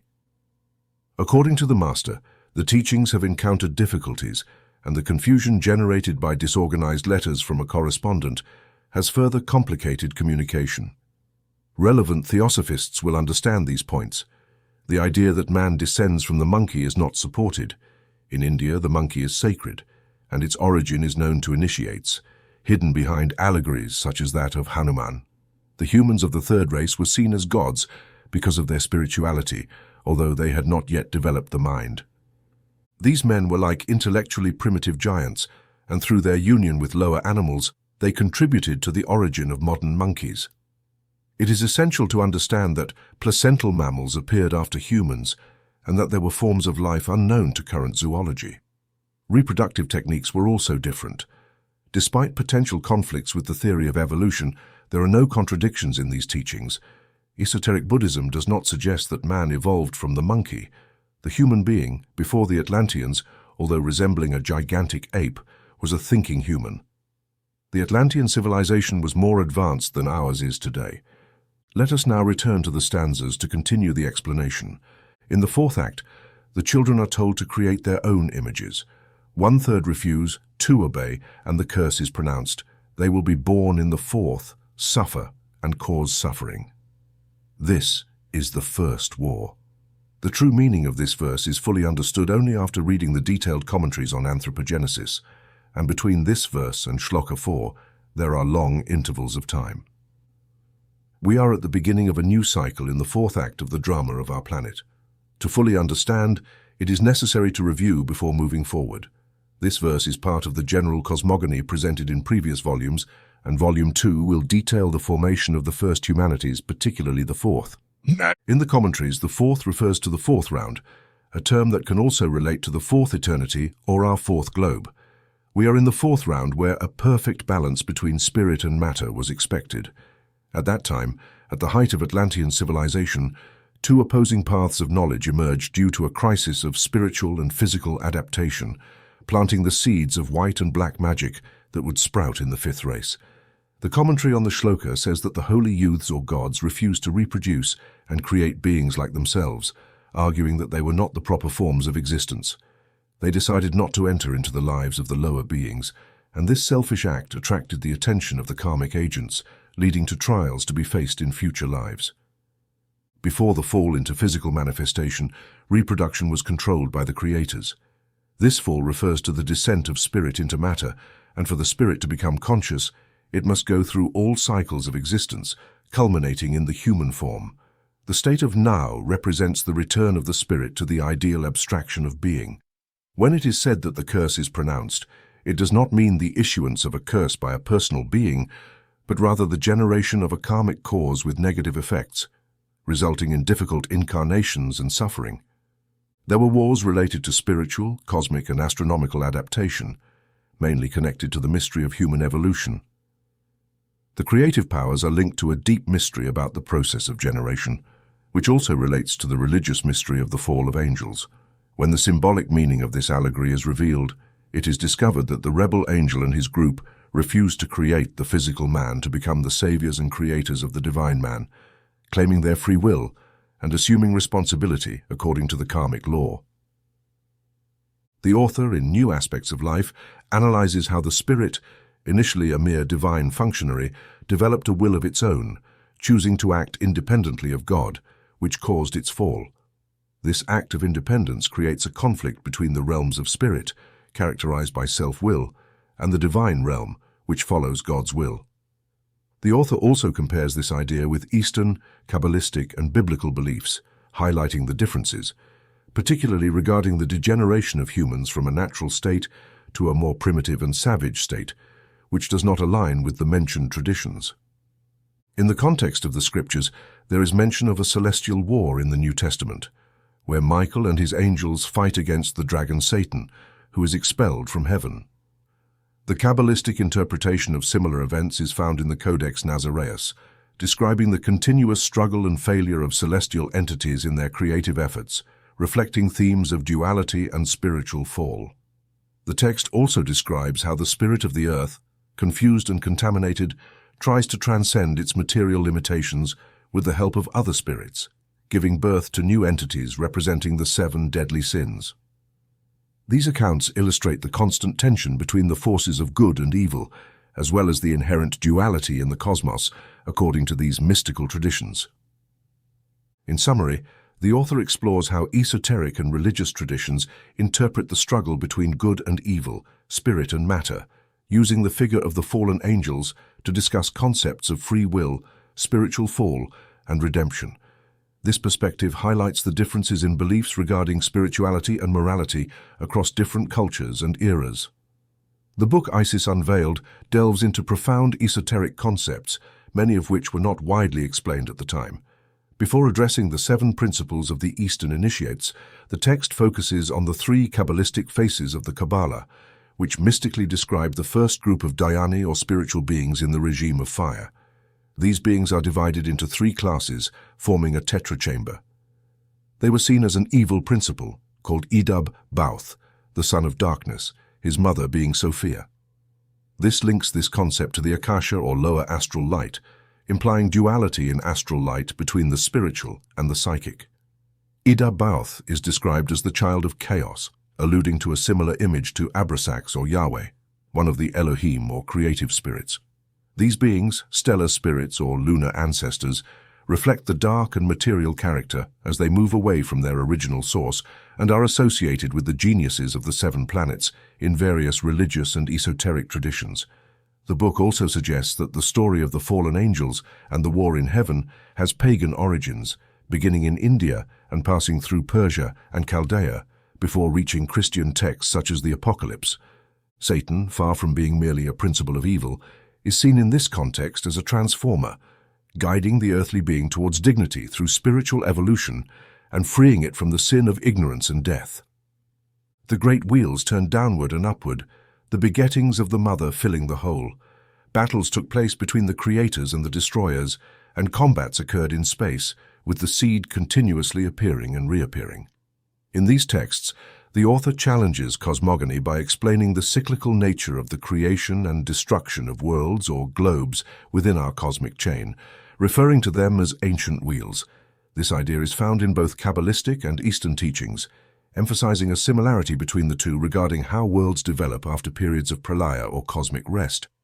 It is described how these globes decompose and are then reborn, improved for new stages of existence. The scheme also discusses the 7 planes of existence, where the 3 higher ones correspond to advanced states of consciousness, and the 4 lower ones include our physical plane. The goal is to align the higher states of individual consciousness with these higher cosmic planes. ATM Vidya, or knowledge of the spirit, is crucial for this awakening, but it is believed that few even attain a basic understanding of these concepts. Additionally, the idea of the world seed as an ethereal seed that evolves into the celestial being or God is addressed. This concept is contrasted with the materialistic views of science, suggesting that spiritual particles or matter in suspension, as perceived through psychometry, show fundamental differences between cosmic and terrestrial matter, illustrating this perspective. Finally, the text addresses the principle of evolution and cosmic survival by comparing it to contemporary scientific theories and Darwinian evolution, arguing that these cosmic ideas are not only applicable to biology, but also to the dynamics between celestial bodies, comets, and planets. This parallel attempts to demonstrate how occult and esoteric concepts can be just as scientific as modern understandings of physics and astronomy. The text discusses the mythologies of various cultures that narrate wars in the heavens, highlighting a recurring theme that encompasses both celestial and terrestrial aspects. These stories range from the wars of the Titans in Greek mythology to the struggles of Osiris and Typhon in Egypt, as well as the battles in Scandinavian myths. These stories are interpreted as allusions to astronomical, theogonic, and human events, reflecting everything from the alignment of planets to conflicts between nations. In the context of esoteric cosmology, these mythologies are seen as representations of deeper truths about the creation and evolution of the cosmos, showing that the struggle for existence and the survival of the fittest are universal principles extending from the highest celestial order to the terrestrial. Ancient texts like the Puranas and Hesiod's writings not only recount conflicts between deities and cosmic forces, but also reflect the ancients' insight into the cyclical and often violent nature of the universe. This understanding also extends to the formation of celestial bodies, which, according to esoteric teachings, begin their existence as nuclei of matter in an undifferentiated state, gradually evolving from comets to suns, and eventually to habitable worlds. This narrative suggests that the cosmos itself is subject to a process of evolution and transformation, reflecting a cycle of birth, death, and rebirth, similar to the conceptions of the sages of ancient India.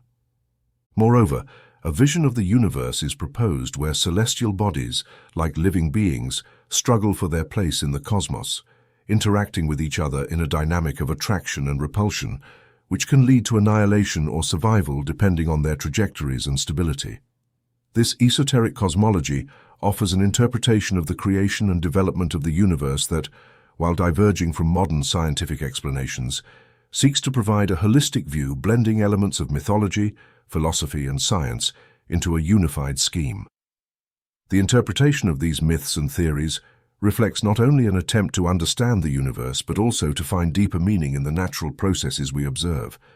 Calculate your numbers, O desert traveler, if you wish to know precisely the antiquity of the small wheel. Its fourth position is the mother of all celestial spheres, the fourth path to knowledge that leads to nirvana, and to achieving the fourth fruit on this path. You will understand by seeing this text. It speaks of the small wheel, which represents the chain of spheres where the Earth is the fourth sphere and is strongly influenced by the Sun. It is explained how these spheres have gone through 7 stages, passing from gaseous states to becoming more stable. The challenge of calculating the age of the Earth and its evolution is also mentioned, as there are no exact figures and information on the yugas is limited. The law of analogy, which compares the evolution of worlds to that of beings and objects, is evoked. Regarding esoteric initiation, there are 4 levels: Rotana, Zirid, Gamin, Anamin, and Ara, representing different levels of progress.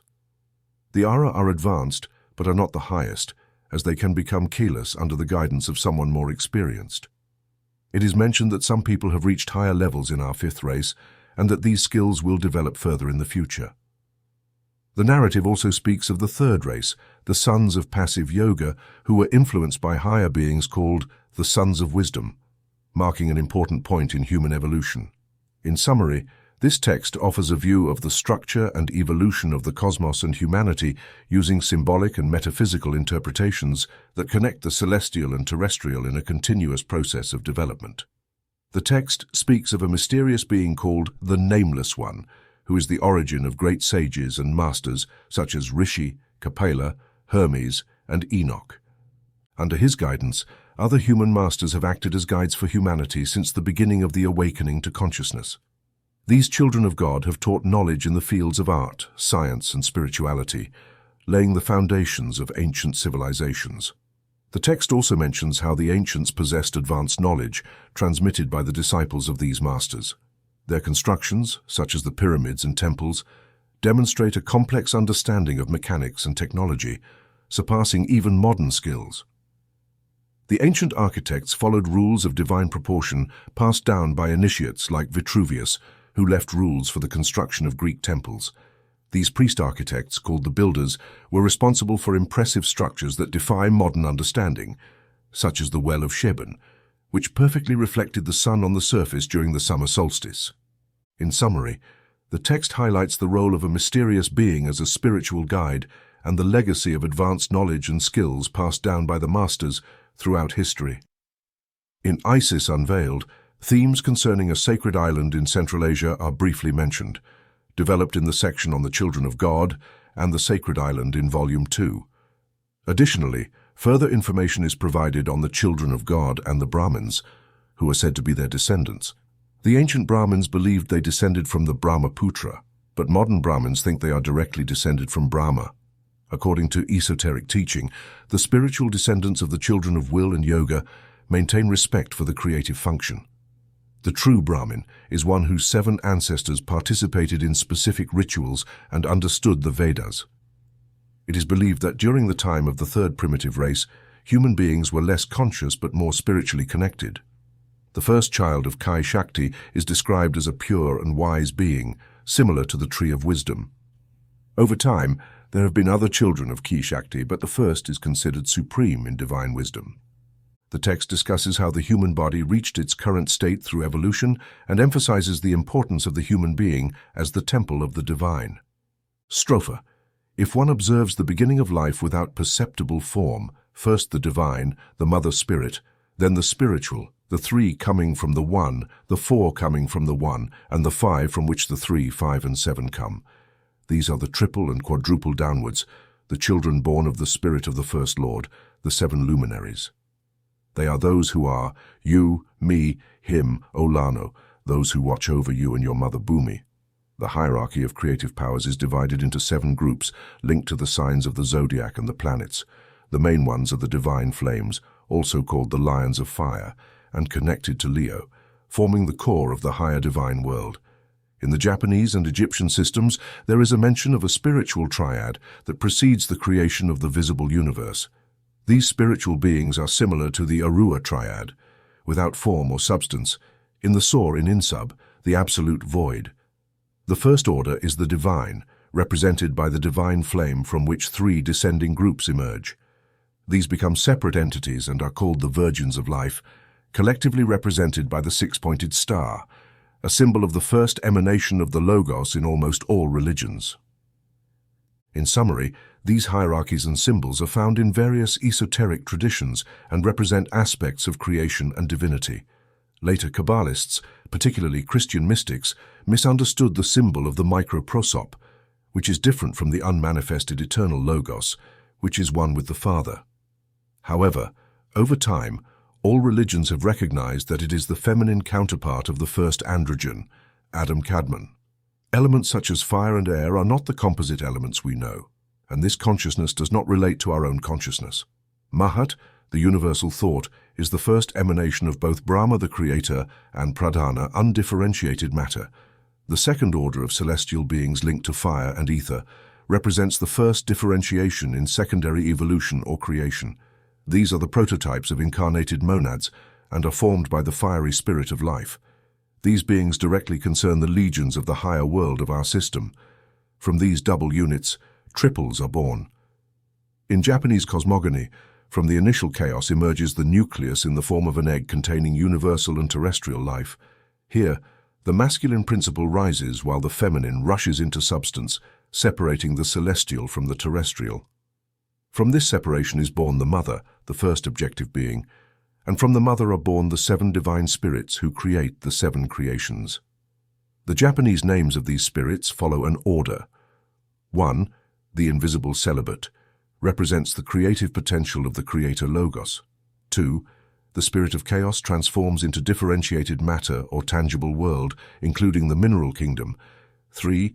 The spirit of the vegetal kingdom is linked to vegetation. 4. The spirit of the earth and the spirit of the sands form a dual male and female being. 5. The androgynous or dual gender spirits. 6. And the 7th spirit emanated from the mother is the first divine and human form, clearly masculine and feminine. These beings descend into the universe via the Milky Way and Sanagi, planting their spear in the depths of the firm earth, then both explore the newly created world island, Hokoro. In Japanese cosmology, the third order consists of Atma, Buddhi, Manas representing spirit, soul and intellect, known as Teradas. The fourth order is composed of substantial entities called the Jabas, the immortals, guardians of human souls. Through them, the first group of the first septenary cohort linked to the conscious and intellectual human being is formed. According to esoteric teaching, evolution follows lines different from those proposed by Darwin. The physical gradually develops from the spiritual, mental and psychic.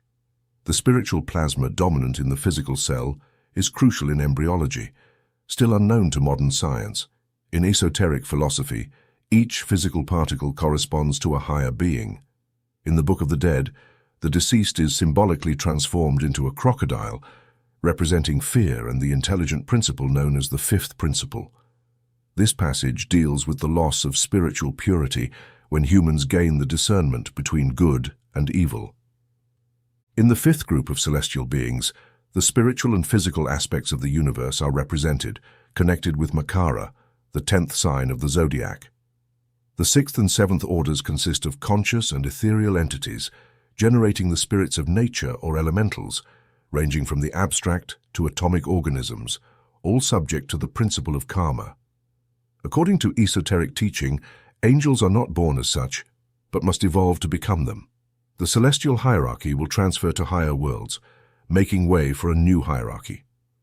The gods must incarnate like all other beings, and the 6th group of celestial beings derives its principles from man, being man without a physical body. The personal entity of these gods or angels, being emanations, is a mystery that requires a deeper understanding of being. 2. The main ray amplifies the minor rays. Life precedes configuration, and life endures beyond the last component through infinite rays. The ray of life, the unique one, weaves like a thread between many pearls.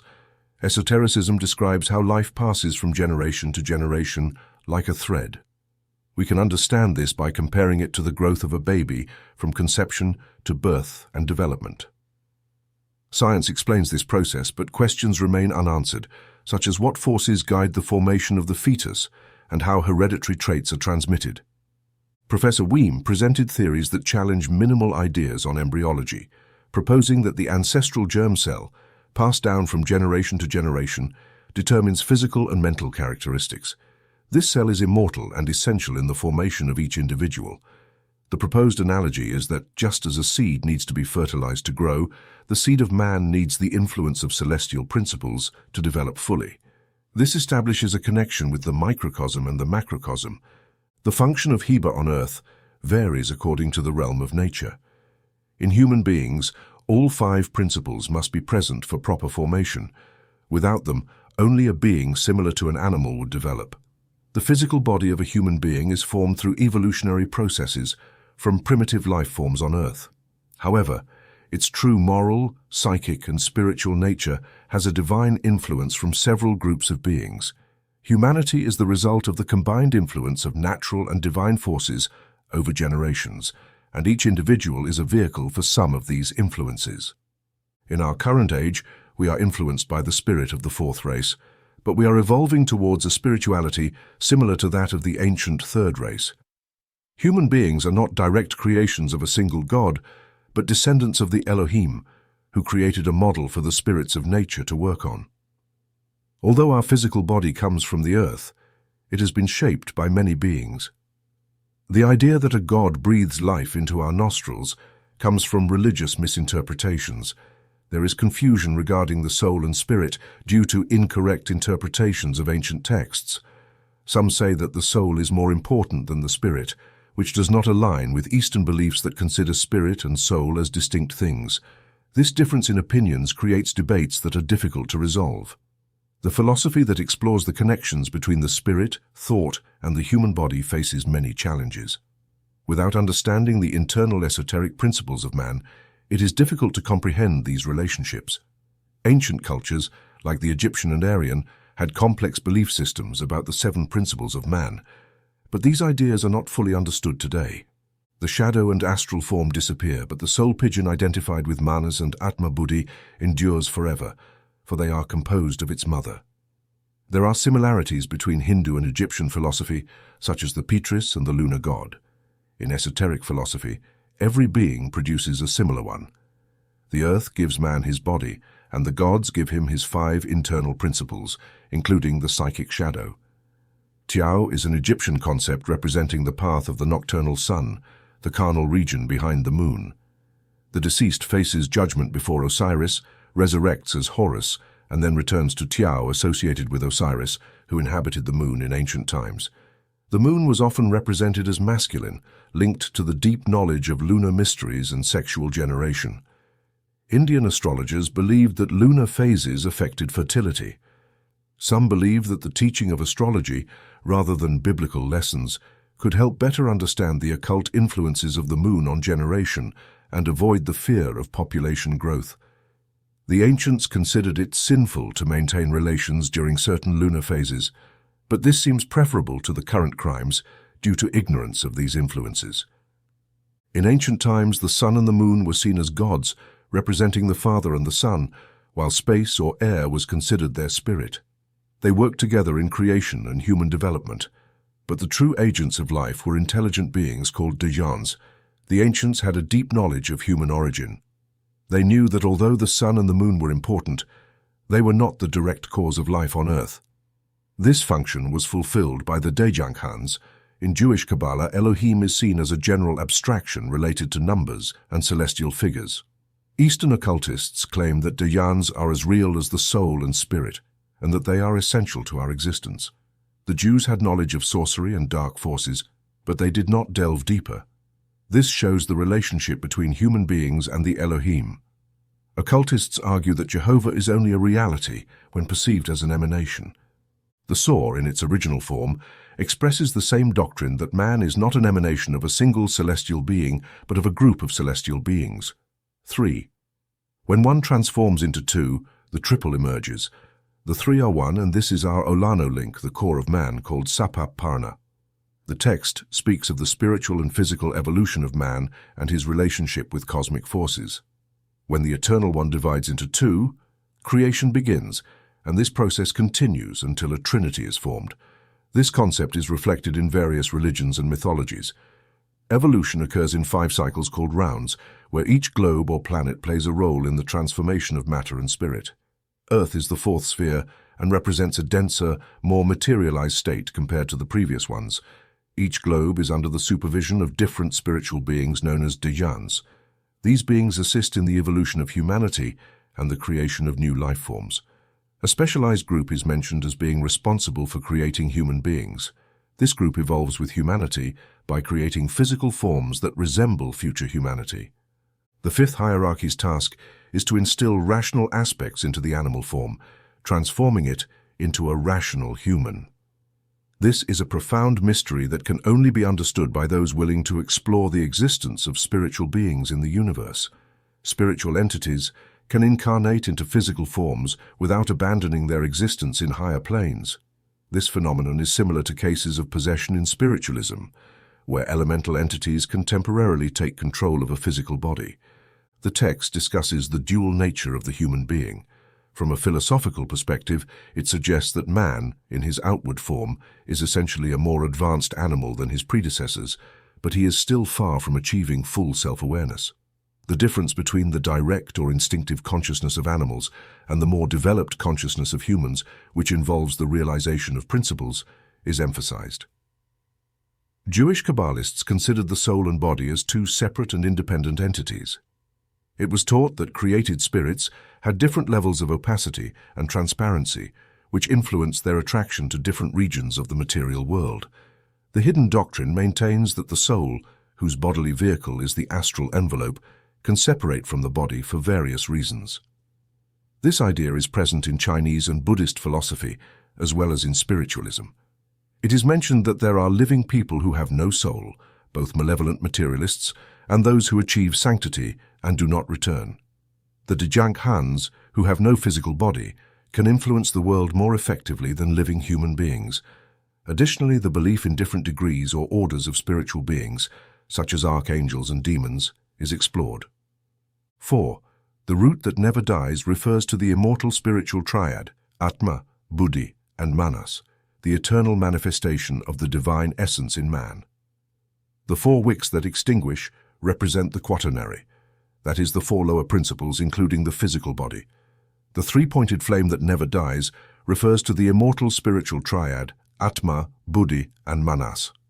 This triad persists beyond earthly incarnations and is freed from the 4 lower principles symbolized by the 4 wicks that extinguish.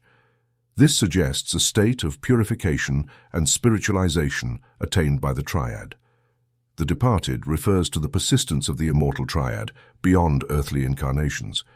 This triad enters the domain of Sequem, the god who sows the seed of actions produced by the disembodied soul in this region.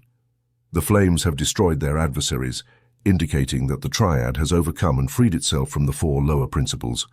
The 3-tongued flame of the 4 wicks suggests a connection between the spiritual triad and the 4 lower principles represented by the 4 units and the 3 binaries of the Sephirothic tree.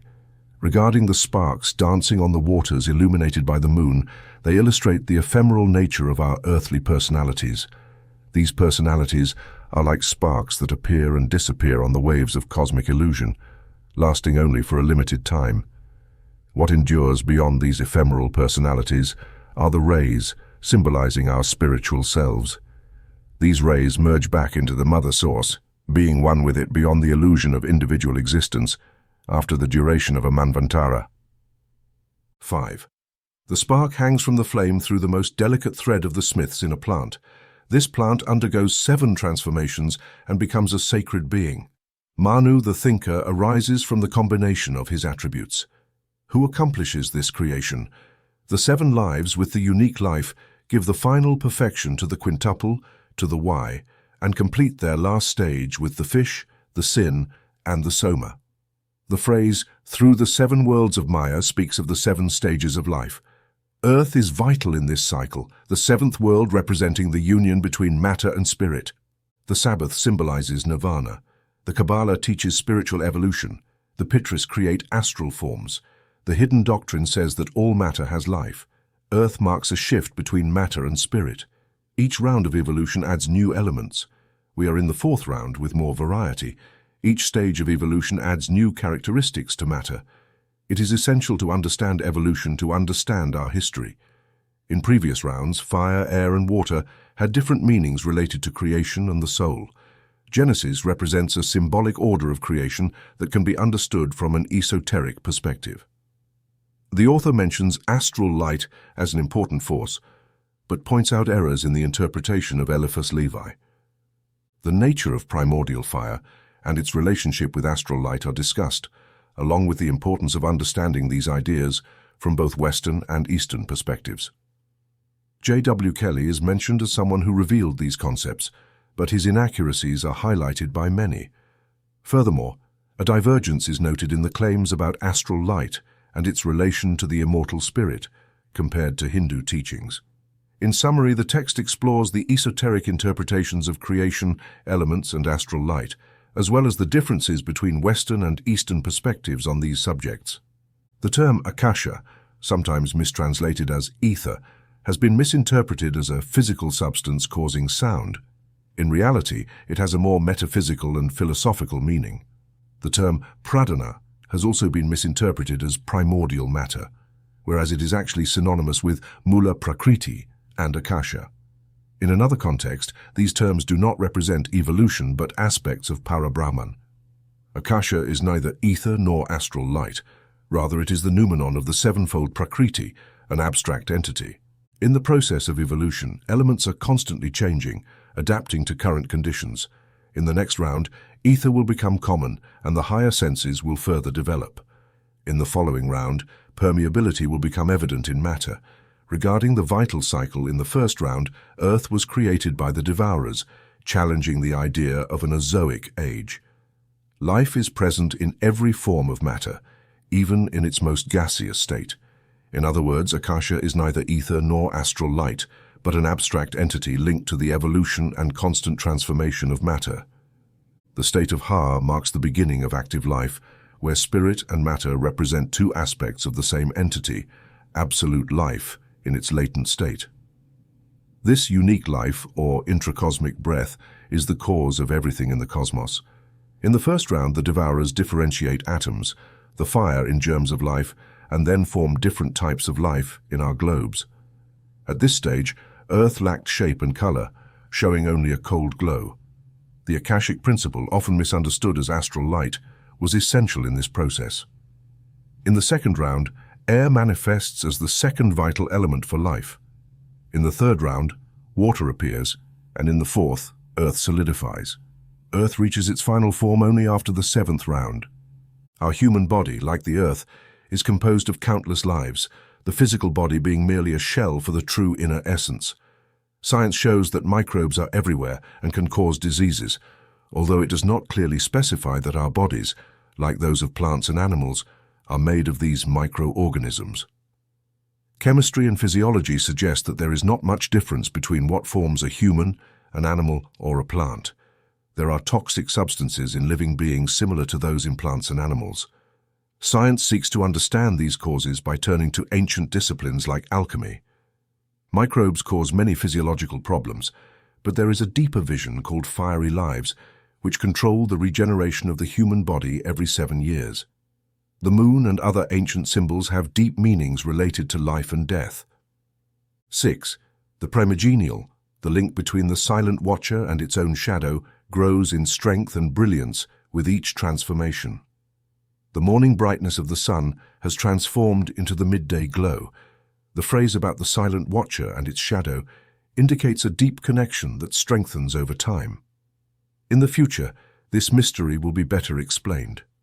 For now, we understand that the watcher and its shadows are one entity with different levels of existence. Every living being has a unique monad, unless it morally deviates on the lunar path. This monad is like an individual dhyānam during a specific life cycle. The connection between spirit and vehicle forms a mystery of ubiquity, as mentioned in the Bible. My Father and I are one. 7. This is your current wheel, the flame asserts to the spark. You are an extension of myself, an image and a shadow. I have clothed myself in your being, and you are my vehicle, Baha, until the day you return to become one with me and with others. At that moment, the builders, having clothed themselves in their first adornment, will descend radiant to earth, and will reign over the men who are a manifestation of their own essence. When the spark becomes flame and man becomes one with his Dhyan Kohan, everything will merge into nirvana. In this state, there will be no more differences between people or things. Everything will return to divine unity. Like the Great Breath, this is neither annihilation nor atheism, but the absorption of everything into absolute existence beyond our understanding. Individuality does not disappear. It is once again merged into the divine monad. Although nirvana is infinite for us, it has a limit in eternity. Afterwards, the monad will be reborn on a higher plane to continue its evolution. Our current mind can barely comprehend this, existing on the threshold between the absolute and eternity. The Watchers have governed humanity from the Sati Yuga until the third root race, after which they became patriarchs, heroes, and spirits. They are Dhyan of a lower level than divine kings and gods, although many consider this a myth. Many traditions of divine dynasties, followed by dynasties of heroes, exist in the records of several cultures. The secret doctrine teaches a more reliable history than conventional history. The Watchers granted knowledge to kings and rulers, transmitting the arts and sciences to humanity. The kings completed their cycles and will ascend to higher levels in future eras, being succeeded by evolving humans. The sevenfold evolution encompasses 7 natures, from spirit to physical. Each life cycle, individual or universal, progresses toward the ultimate goal, union with the All. The journey is arduous and full of challenges, from materiality to redemption in nirvana. The deity must sacrifice itself to redeem all creatures and achieve absolute joy. From there, it will return in future manifestations, according to various cultural expectations.